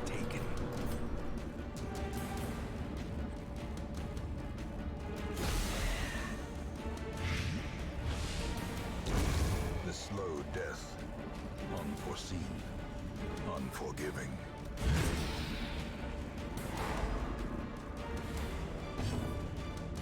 That one line, he speeds up.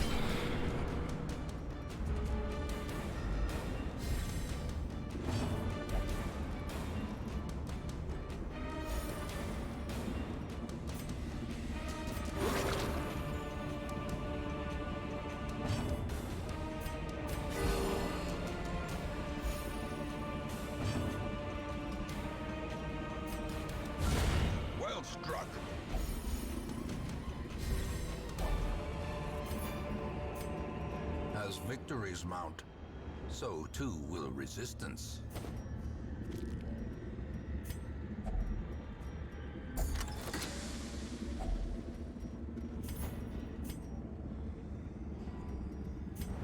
Goodly massively. The secret room.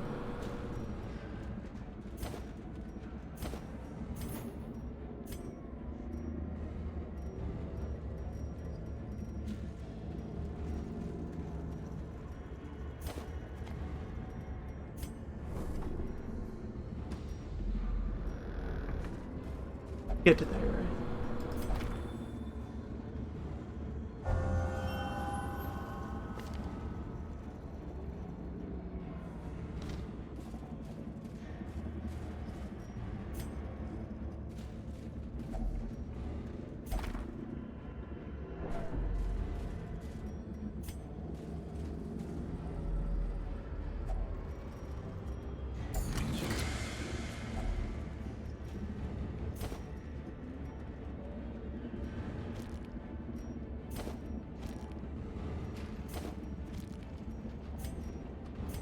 Shapes.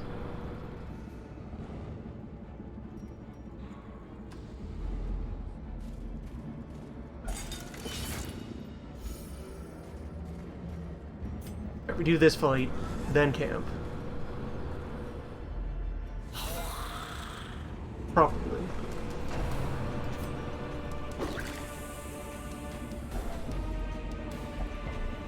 Nine damage from a splash of wine.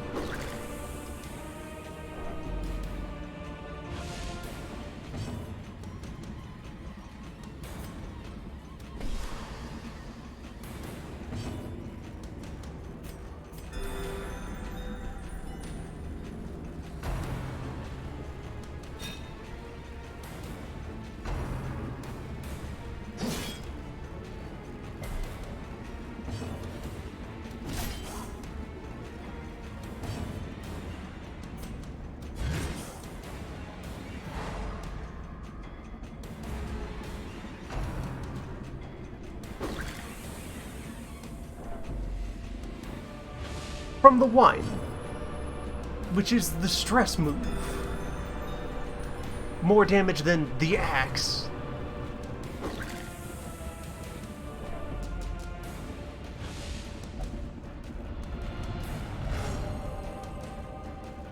Please become more powerful than wine. His power. Unleash it.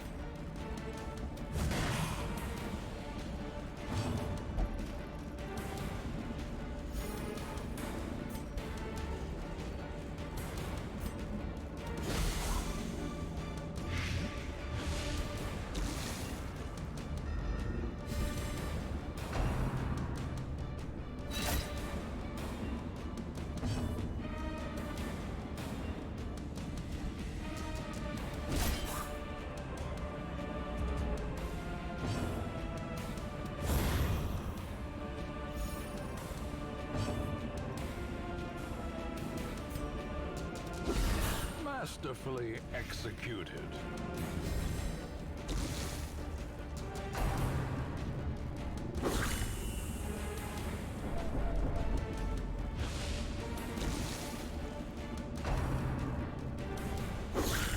Grievous injury. Why is wine so powerful?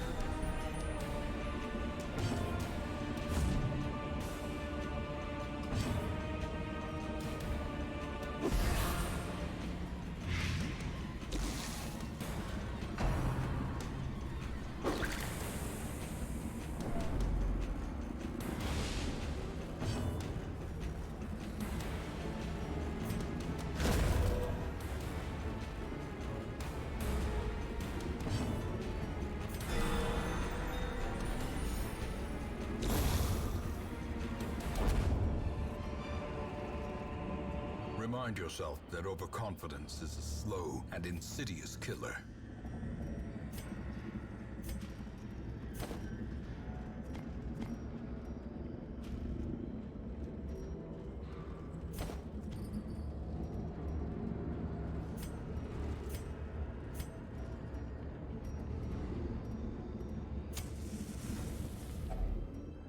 gathered close in tenuous firelight and uneasy companionship.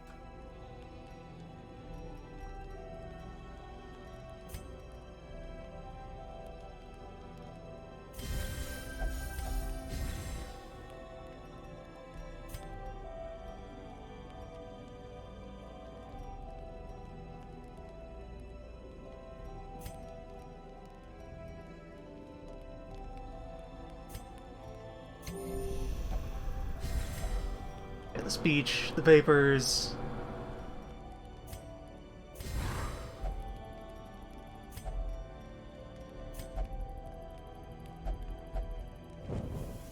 As the light gains purchase, spirits are lifted, and purpose is made clear. Off we go.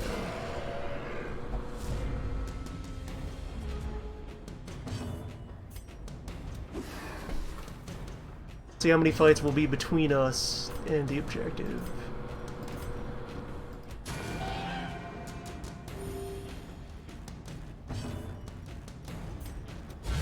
A singular strike!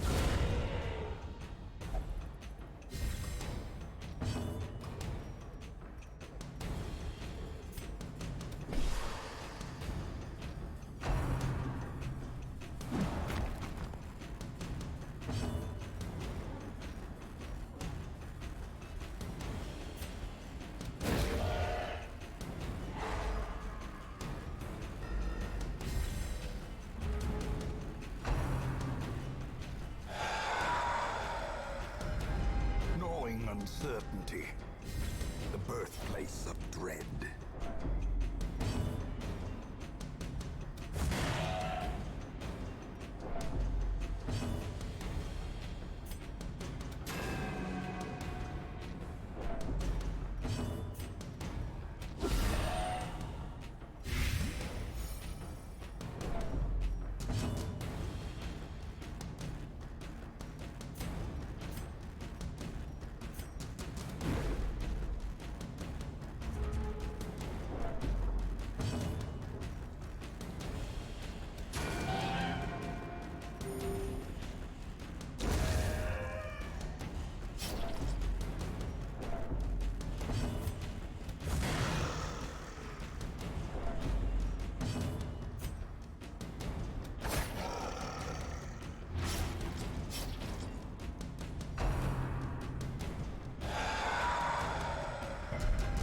Festering fear consumes the mind.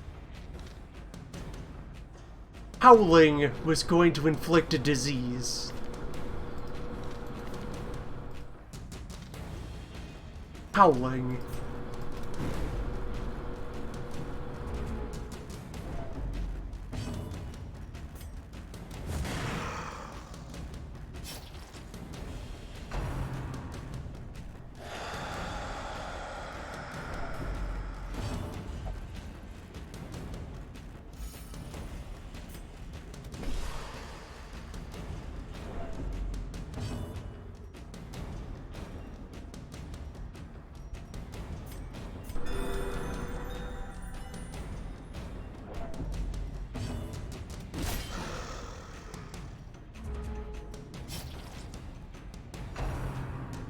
Deep, ringing ears, blurred vision.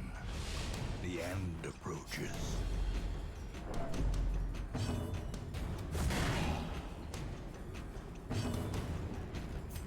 A momentary abatement.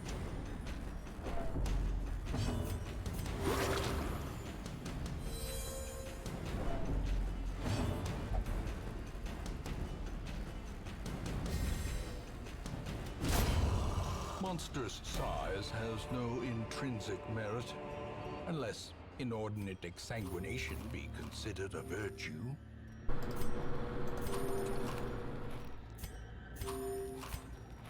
Ancestor, we've been over this. The science is settled.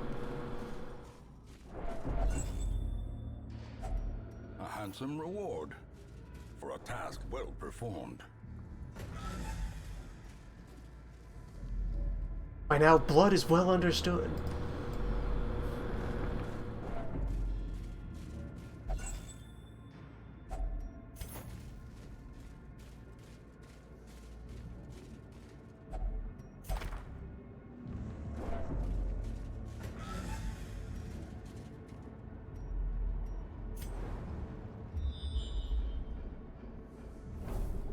A clean run to the boss.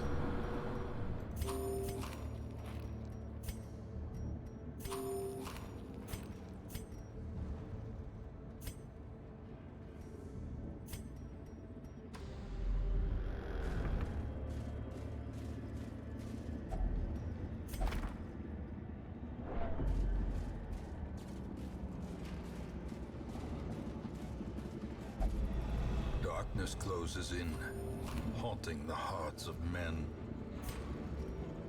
Champion level necromancer. Snore that dust.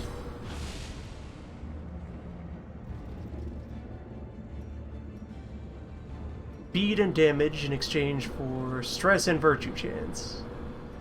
Reduced virtue chance.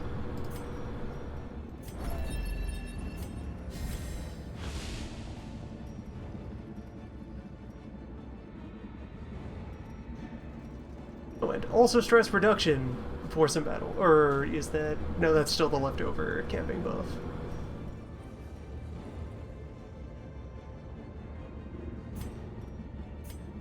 Prolonged debuff, temporary benefit.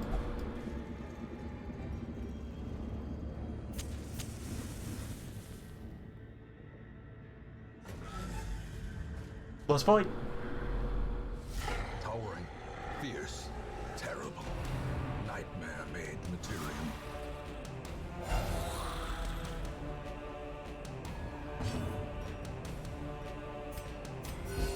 Soothed, sedated.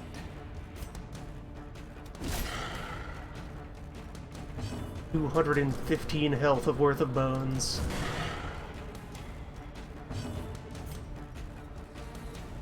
And still blood vulnerable. Relatively blood vulnerable.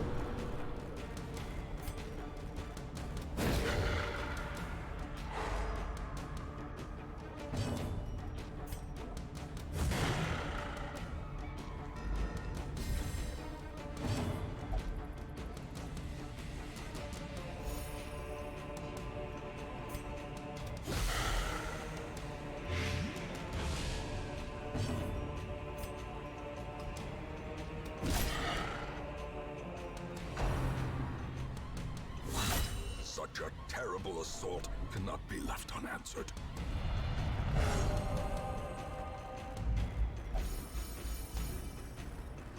Focused.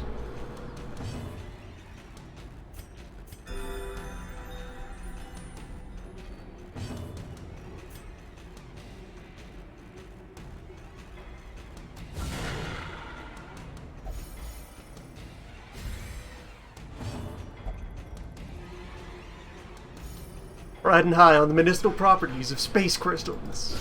A powerful blow.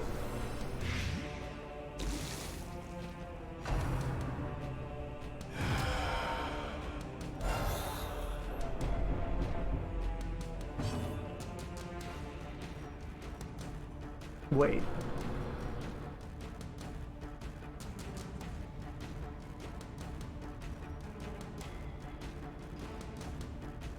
Bug report?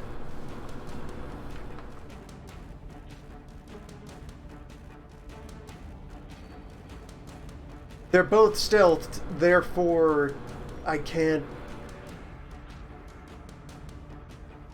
use my area attack to hit the area they're in and bypass the stealth.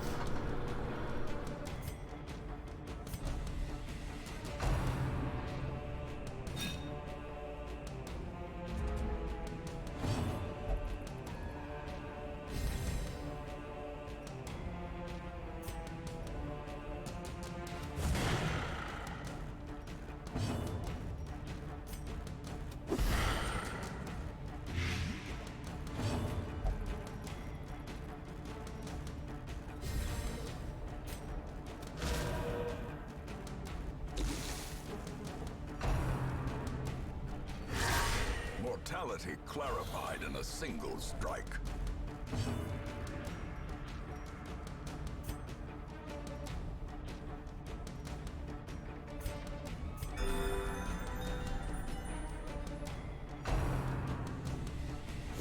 How quickly the tide turns.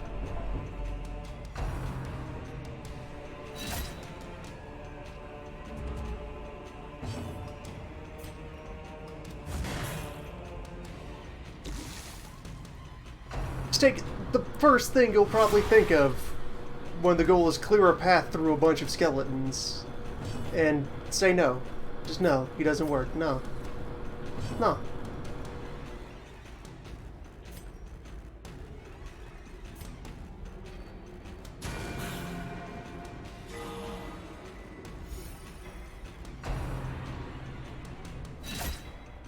At least the doctor is the load-bearing part of this team.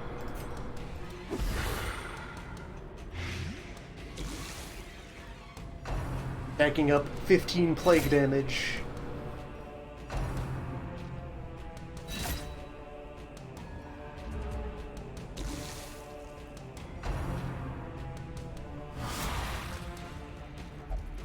Injury and despondence set the stage for heroism or cowardice.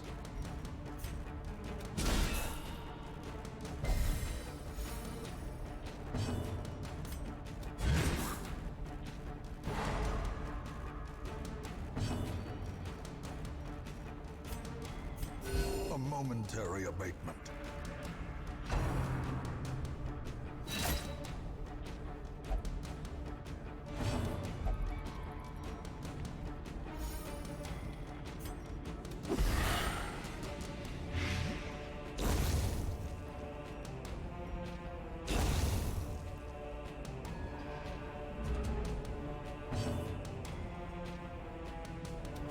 Impressive.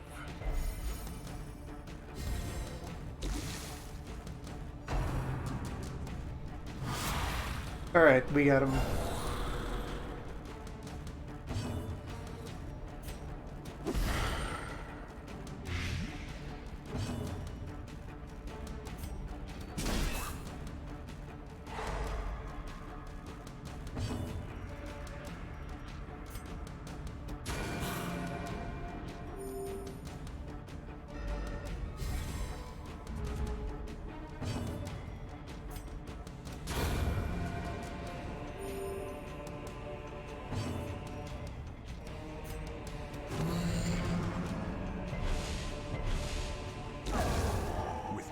Sinew to actuate them. Will these walking bones finally fail?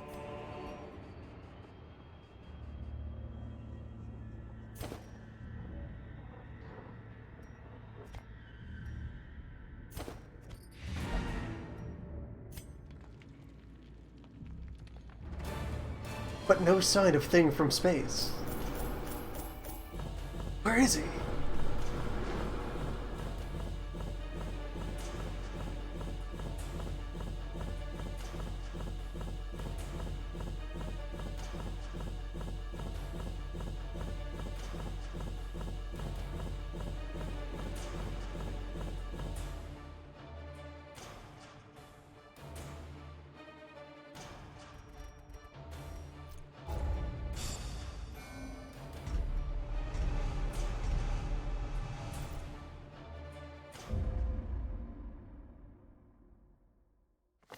The plume and the pistol.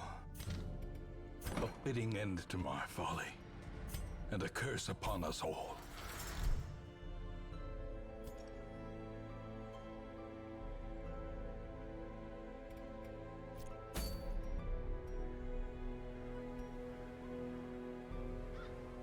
So, first red boss defeated. That wasn't too bad.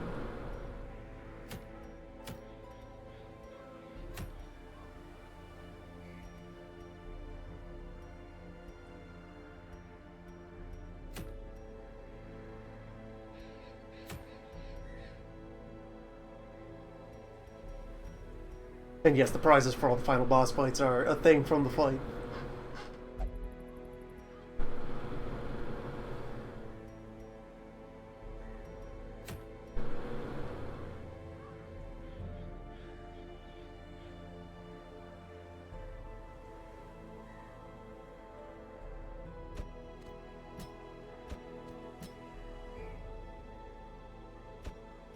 I've got a team with some staying power.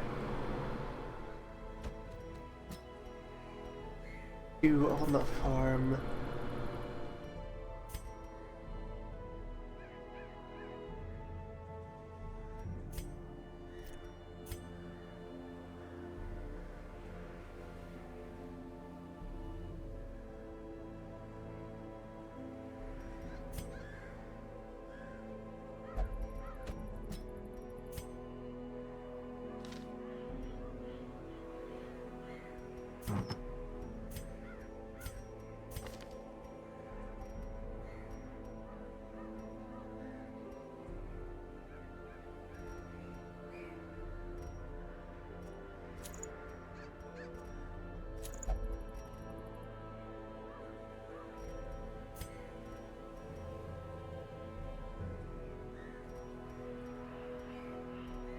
See, now that you've defeated Bone Boss, have this item that makes you really good at smashing bones.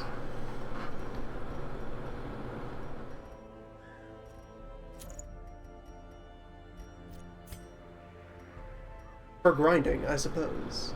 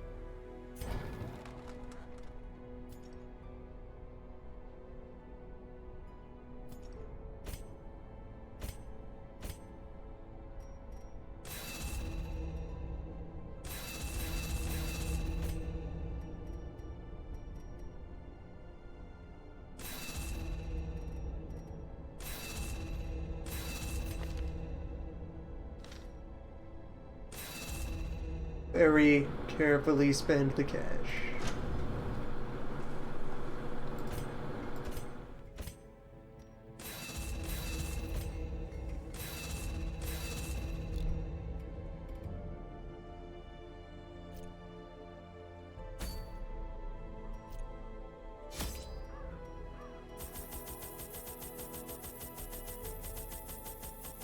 Still looking to minimize expenses.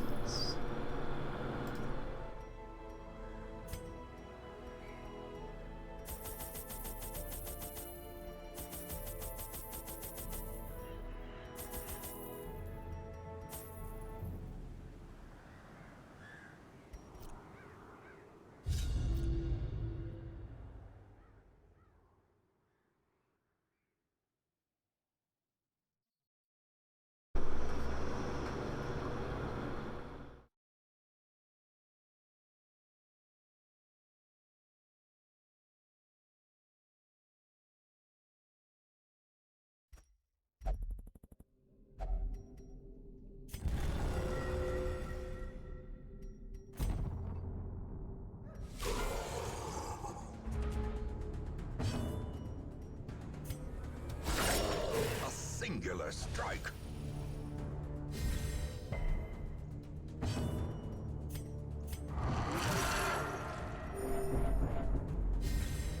Let's get the party started. As the fiend falls, a faint hope blossoms.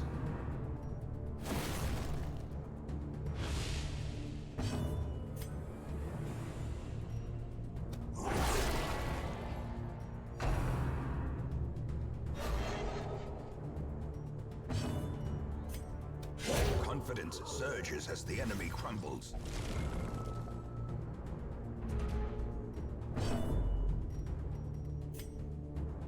Press this advantage. Give them no quarter.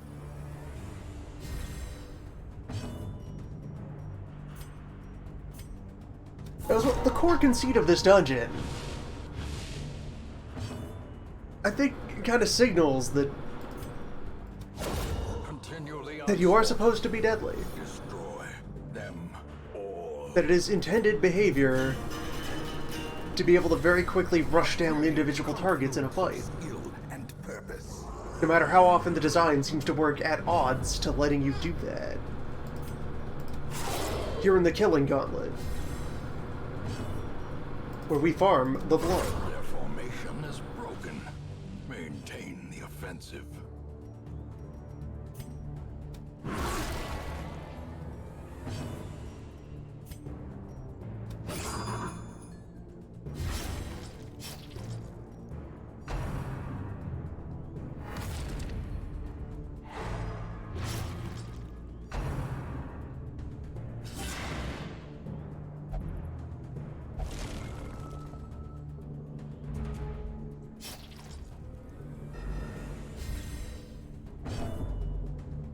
Between this and the other DLC zone, you do have like both aspects of the game represented.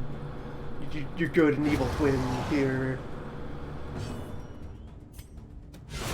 Precision and power. Blood Court is an endless, obnoxious, attritional hell grind.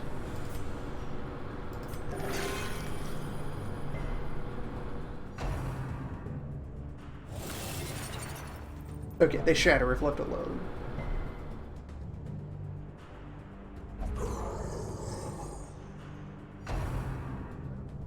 Whereas Space Farm is a big old rowdy punch-up.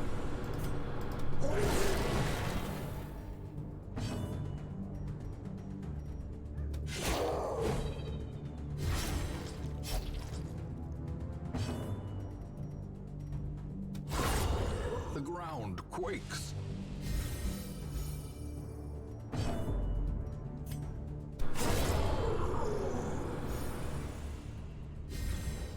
Note how one of these areas is just bad, and the other, so far, is pretty engaging. Just how well do you know your fight economy?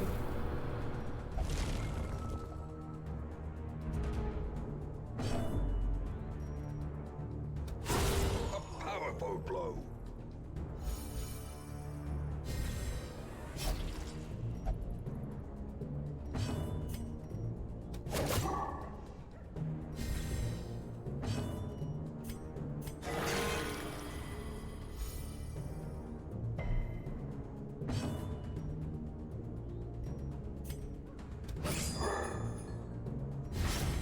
A time to perform beyond one's limits.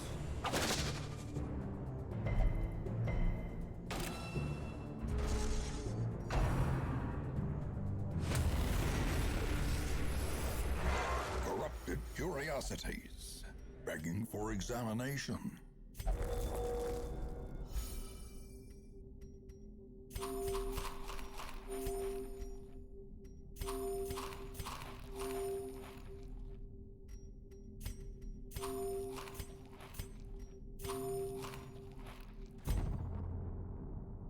Alright, wave 2.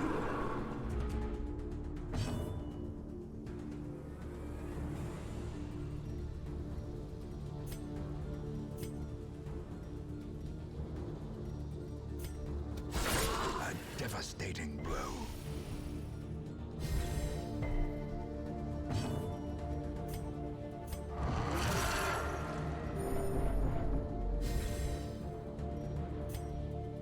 Abominations get to have a real good time, only needing to morph once per wave.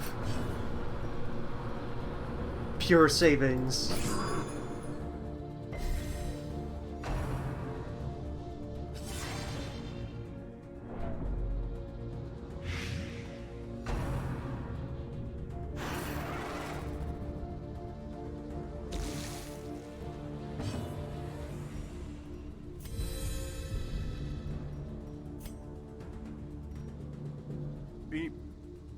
Ah, right, it's stealthed. Stealth horse. We have no idea where this horse is.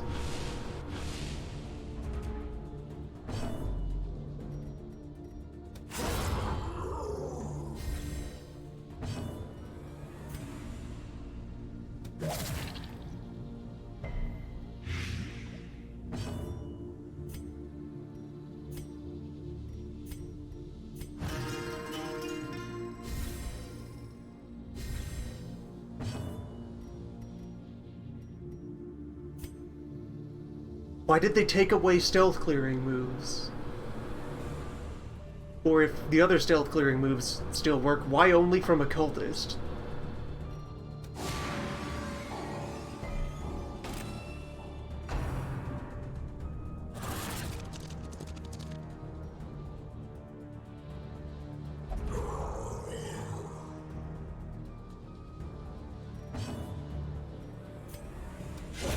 Prodigious size alone does not dissuade the Good, short. they did the thing that I was glad wasn't happening here.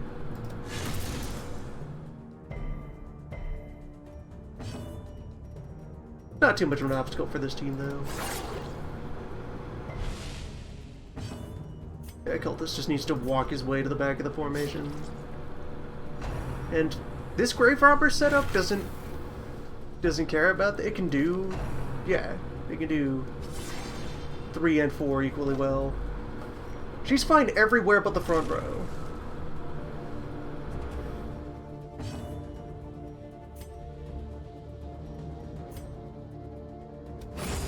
Executed with impunity. Delicious gems.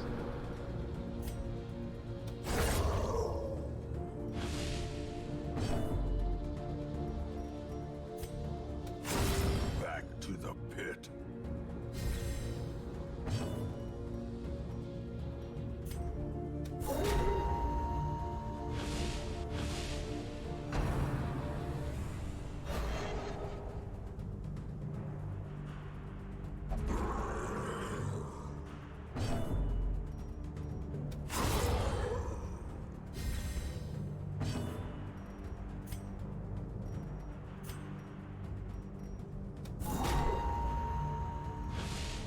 And also, as far as, I purchased additional content for a game I still mostly am not... Most of the rest of it isn't great yet. This is $5. Well, 6 in Canada dollars. $5 for Crystal Farm Zone. That is quite defensible good value. If you were already enjoying Standard Dungeon, this is a fine addition.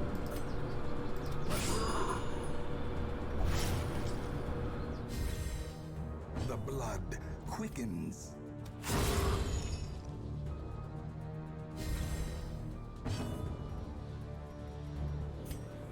Take this opportunity to just fully restore main formation. Death.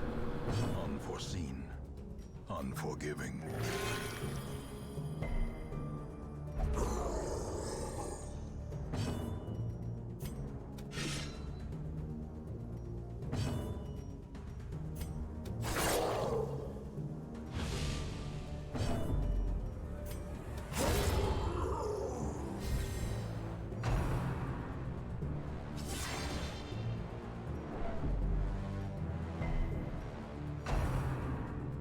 Yes, appreciate the irony of the developers hating the idea of the player stalling for time, while also reinforcing the scenario's ability to stall for time.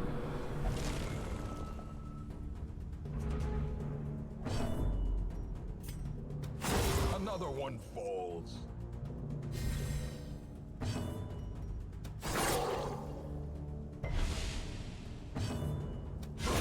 A decisive pummeling.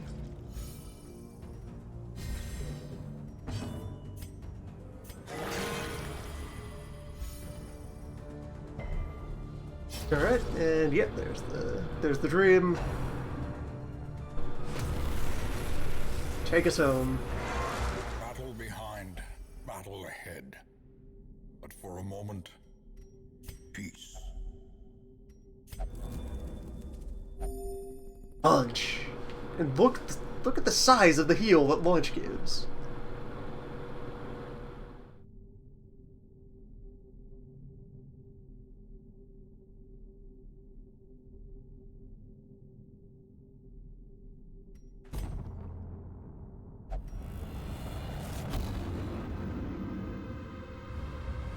Alright, Woods Wave. Time for wheels.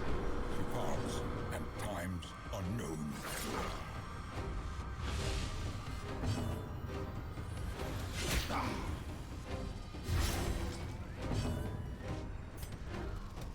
Impressive. Alright, Cutthroat is dead.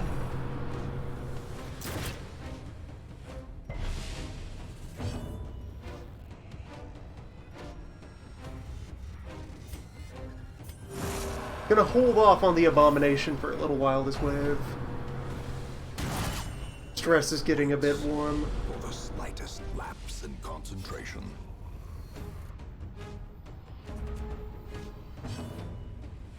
Blight is buffed. By the ghost, by the wood's light. A momentary abatement.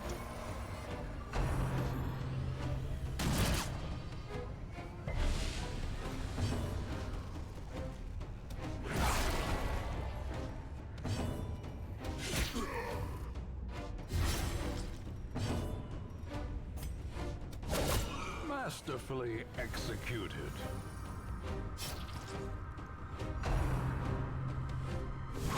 Dazed, reeling, about to break.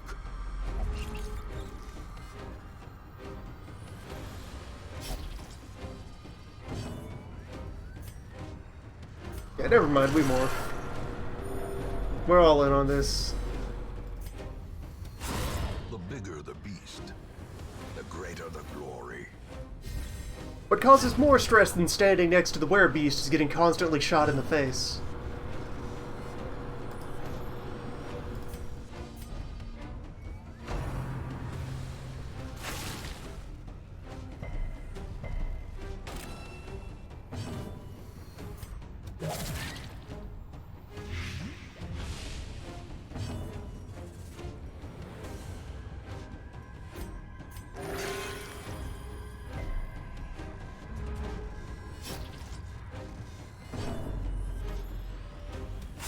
Eradicated.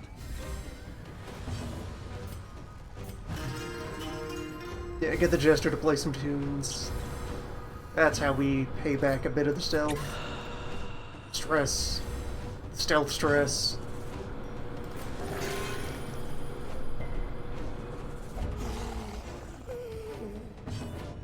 You're even more lost than usual. You poor bad man. This isn't even the woods anymore. This is a picture of the woods. What a time. Annihilated. This is the color of woodland. The horror.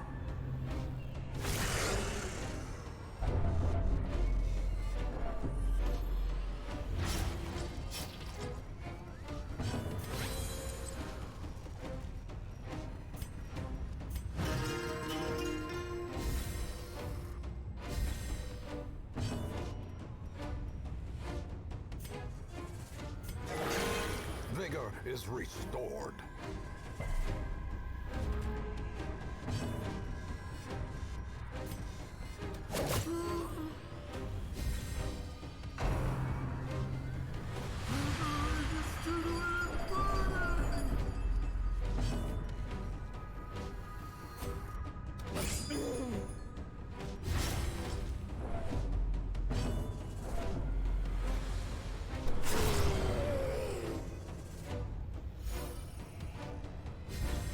Inspiration and improvement.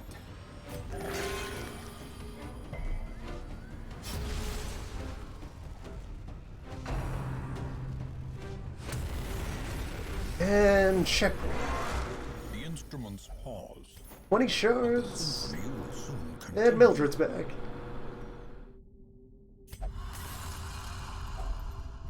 For even more shards.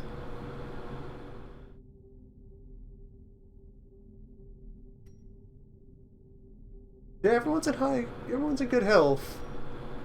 Marginally stressed.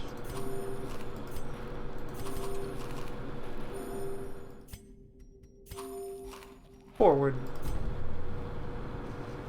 Reality regained.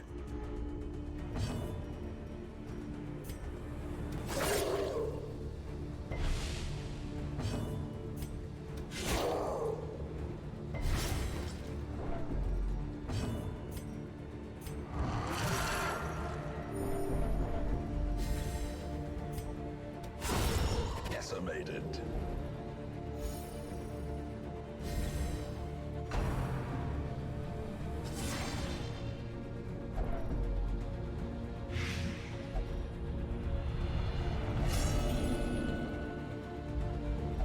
Alright, some voices are going to kick in.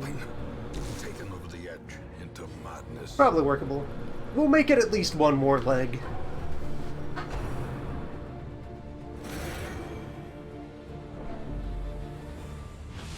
Confusion, nerves, and panic.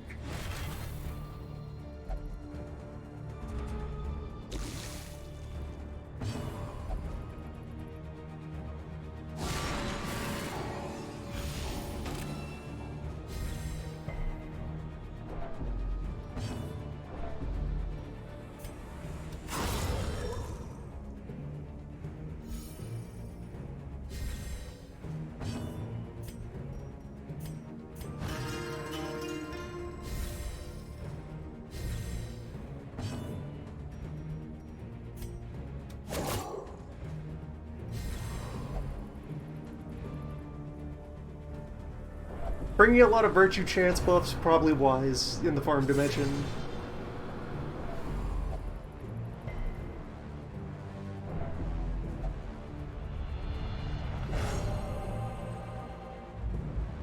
A moment of clarity in the eye of the storm.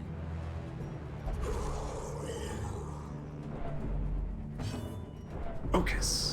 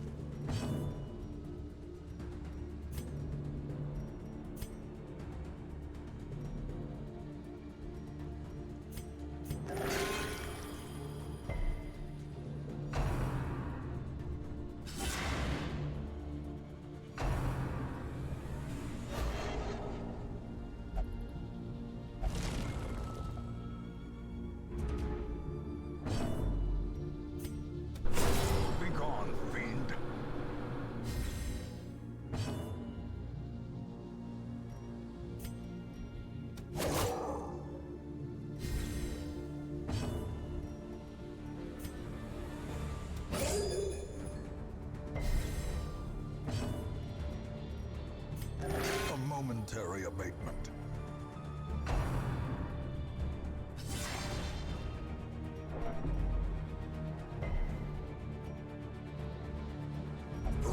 Is this the place for Quad Abomination?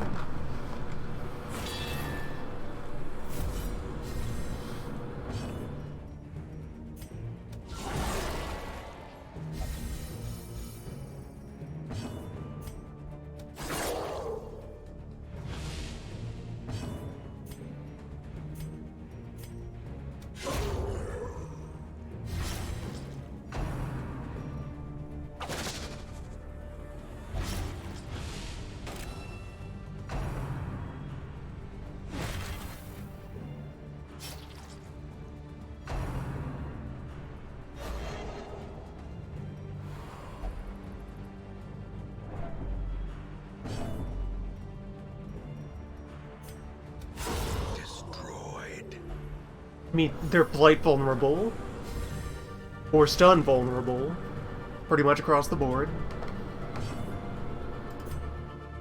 And if everyone's abominations, everyone has sanity clearing abilities. When things are rough, you just unmorph and start apologizing. Abomination cleansed from our lands. And you have really reliable damage supplies.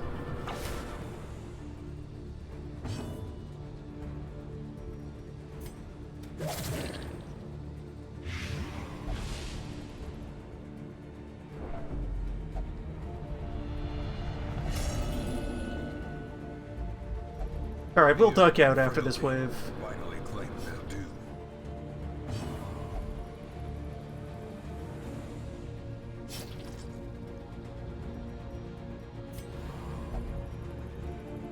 Medium reward's good enough for a second attempt.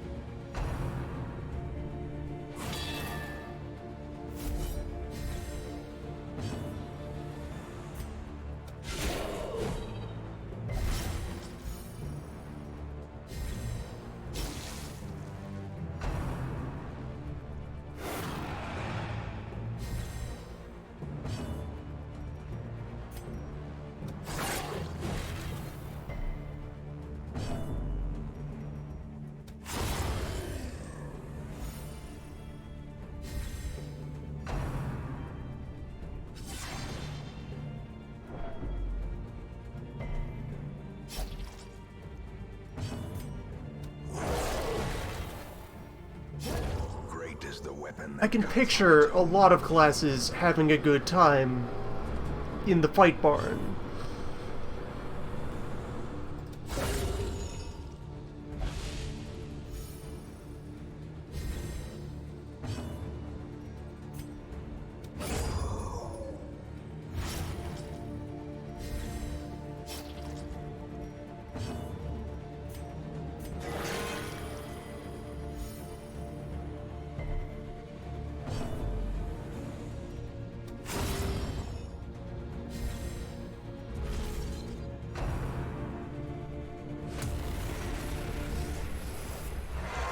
Safe from the comet's maddening light. For now.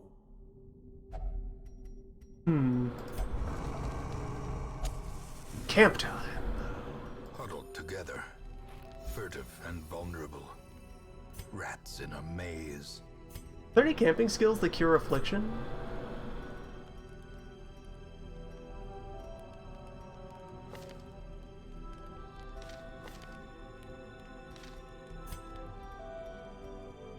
Man, also, this format entirely changes how you value different buffs.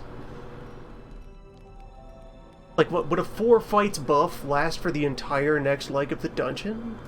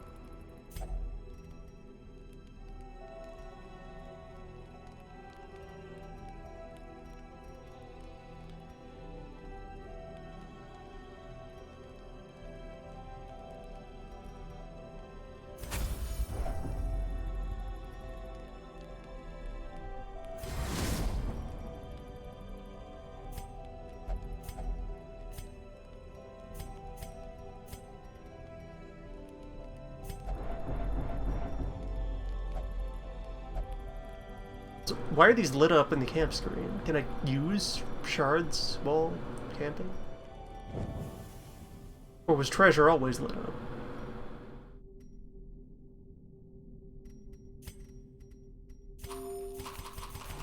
I said I'd leave, but, you know, we're probably good for another round.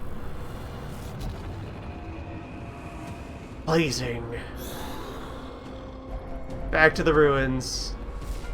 A cosmic dream Directly into Bone Banner. waking nightmare. To Bone General. Bone Lord.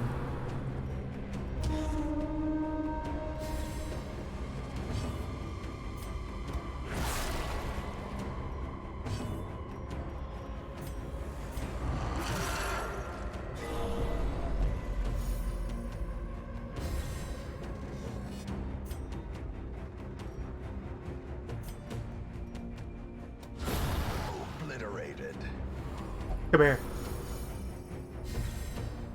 Get over here.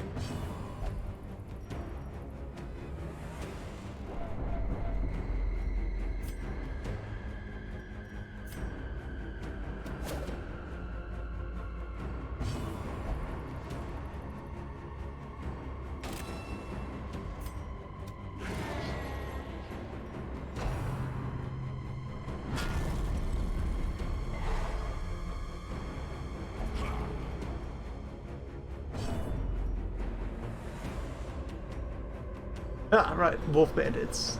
You're a thing now.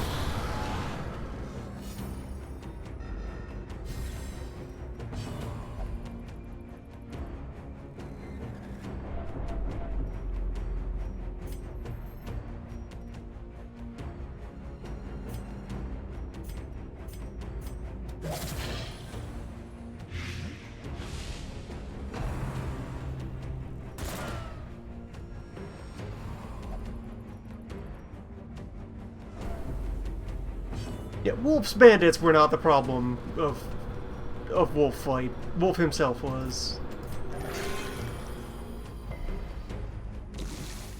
There's a next tier of bandit. Okay.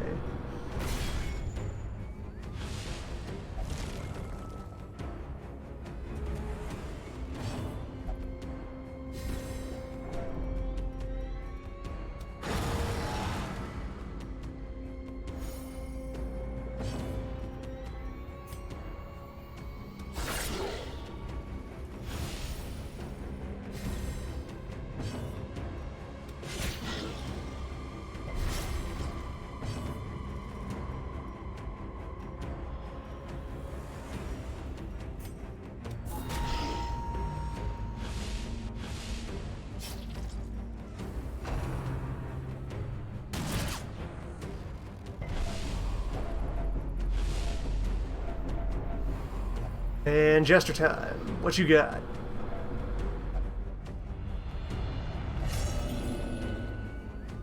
Business as usual. Madness, our old friend.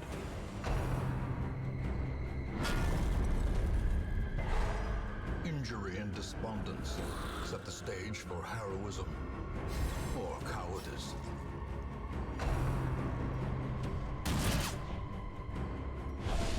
Diminish. Cool move of stun everyone.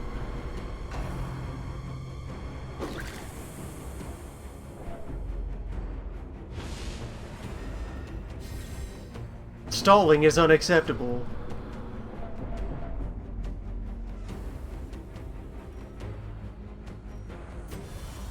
Take some herbs.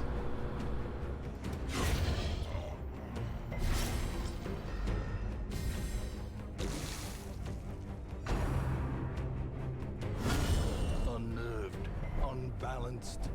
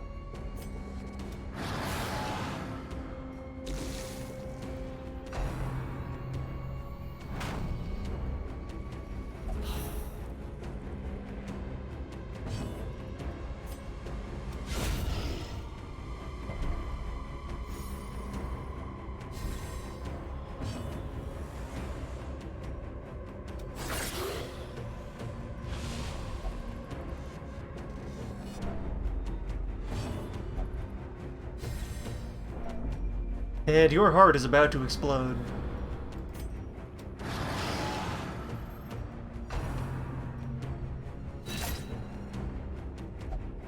A hand's breadth from becoming unwound.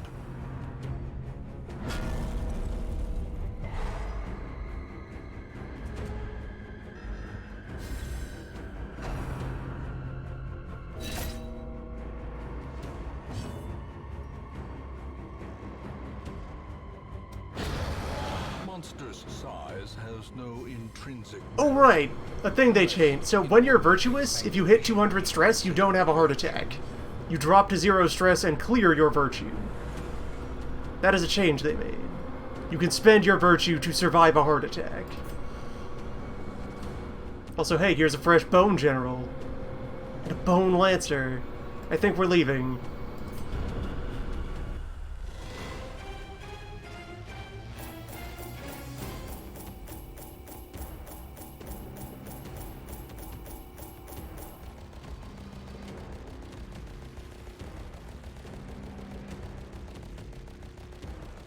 We keep the shards.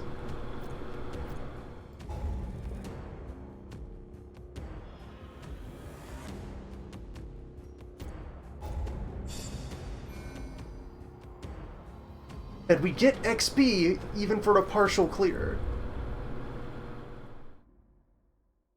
In time, you will know the tragic extent of my failings. Farm is good. Farm's a good dungeon.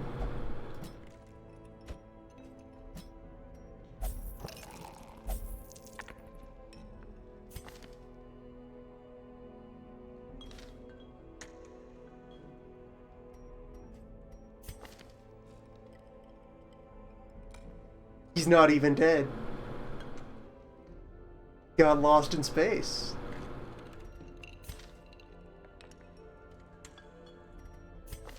Or is that a different Ellers?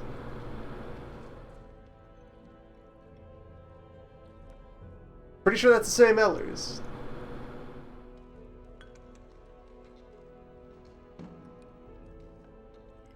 Neville, Michelle, Darcy, and Ellers returned from the farm. He's fine. What a good dungeon!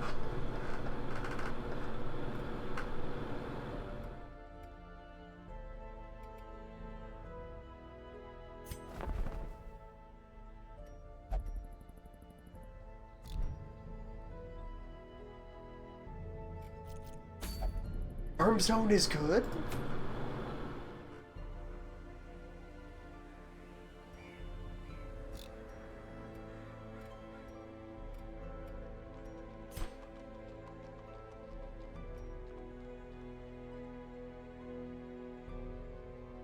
Okay, so these ones are paid for with ordinary crystal shards.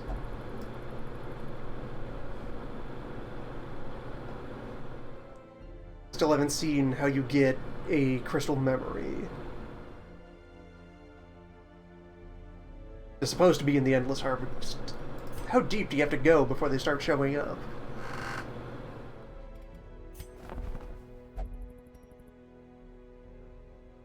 New button. Crystal Heroes?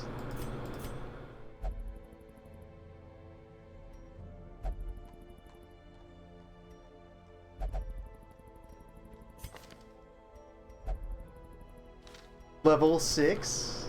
Crystal Heroes?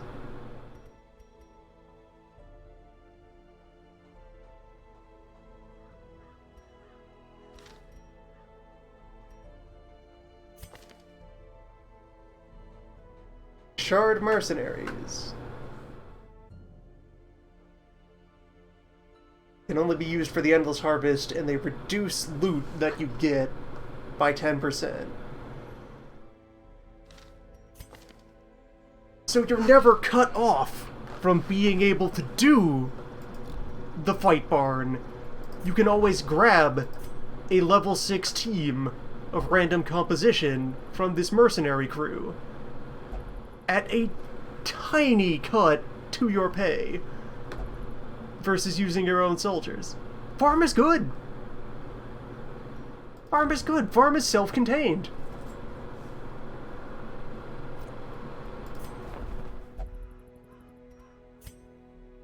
Look at that.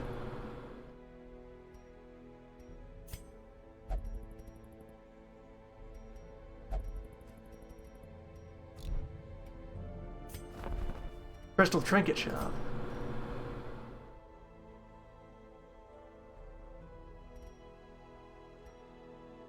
Okay, so this is the main place where we spend dust then. It's buying crystal items.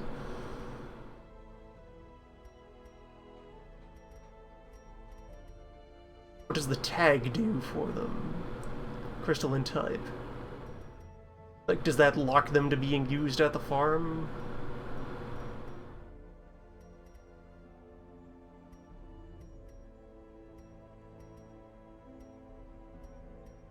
Ignore stealth with Lens of the Comet. That's nice.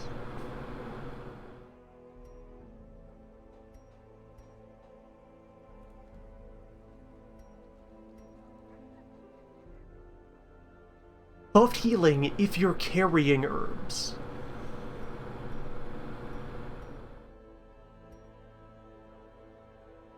Buffed damage if you're carrying laudanum.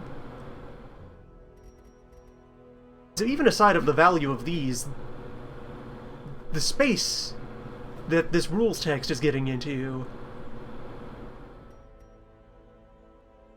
that's some good stuff. I guess I wasn't paying attention, but Husk, I suppose, is the enemy type that's most common over in the farm zone.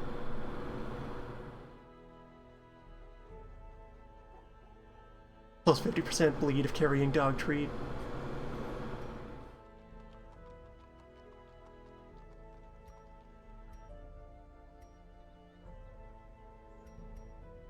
Alright, so that's the reason you'd carry any other supplies during a farm dive, to activate these items.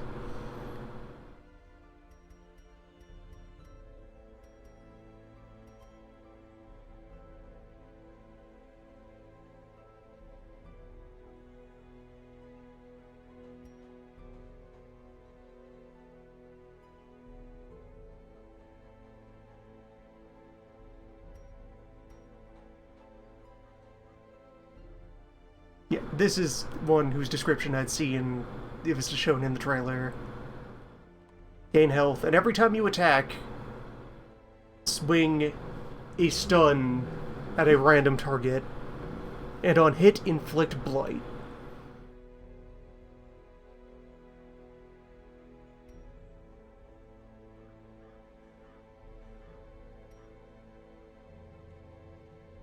On kill, reduce stress. Everyone gets blight. Well, every opponent gets blight. But if a hero dies, big spike in stress. But also a defense and speed buff. There's some really wild text on these items.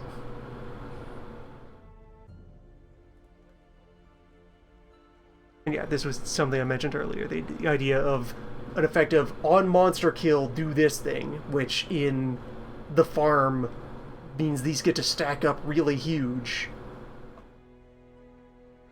In exchange for, if the wielder dies, things would go even more wrong.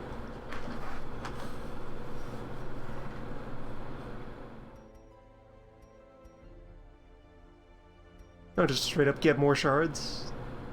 In exchange for stress, yeah. Cash for danger.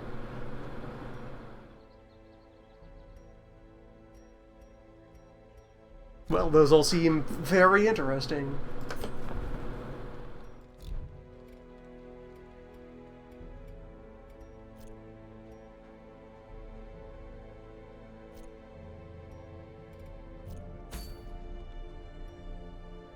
Farm is good.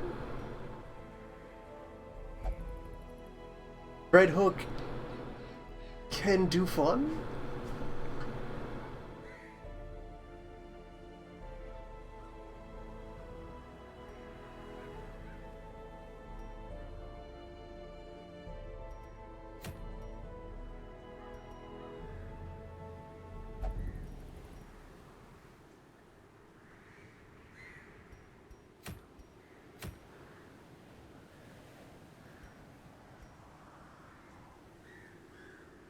We also didn't see any blood in there. Blood seems to be cut out of the farmstead. Blood cannot infest space.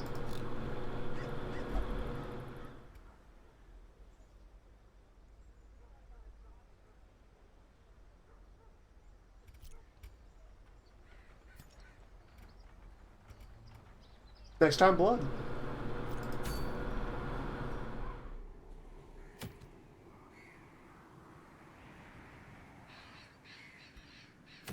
Blood and farming.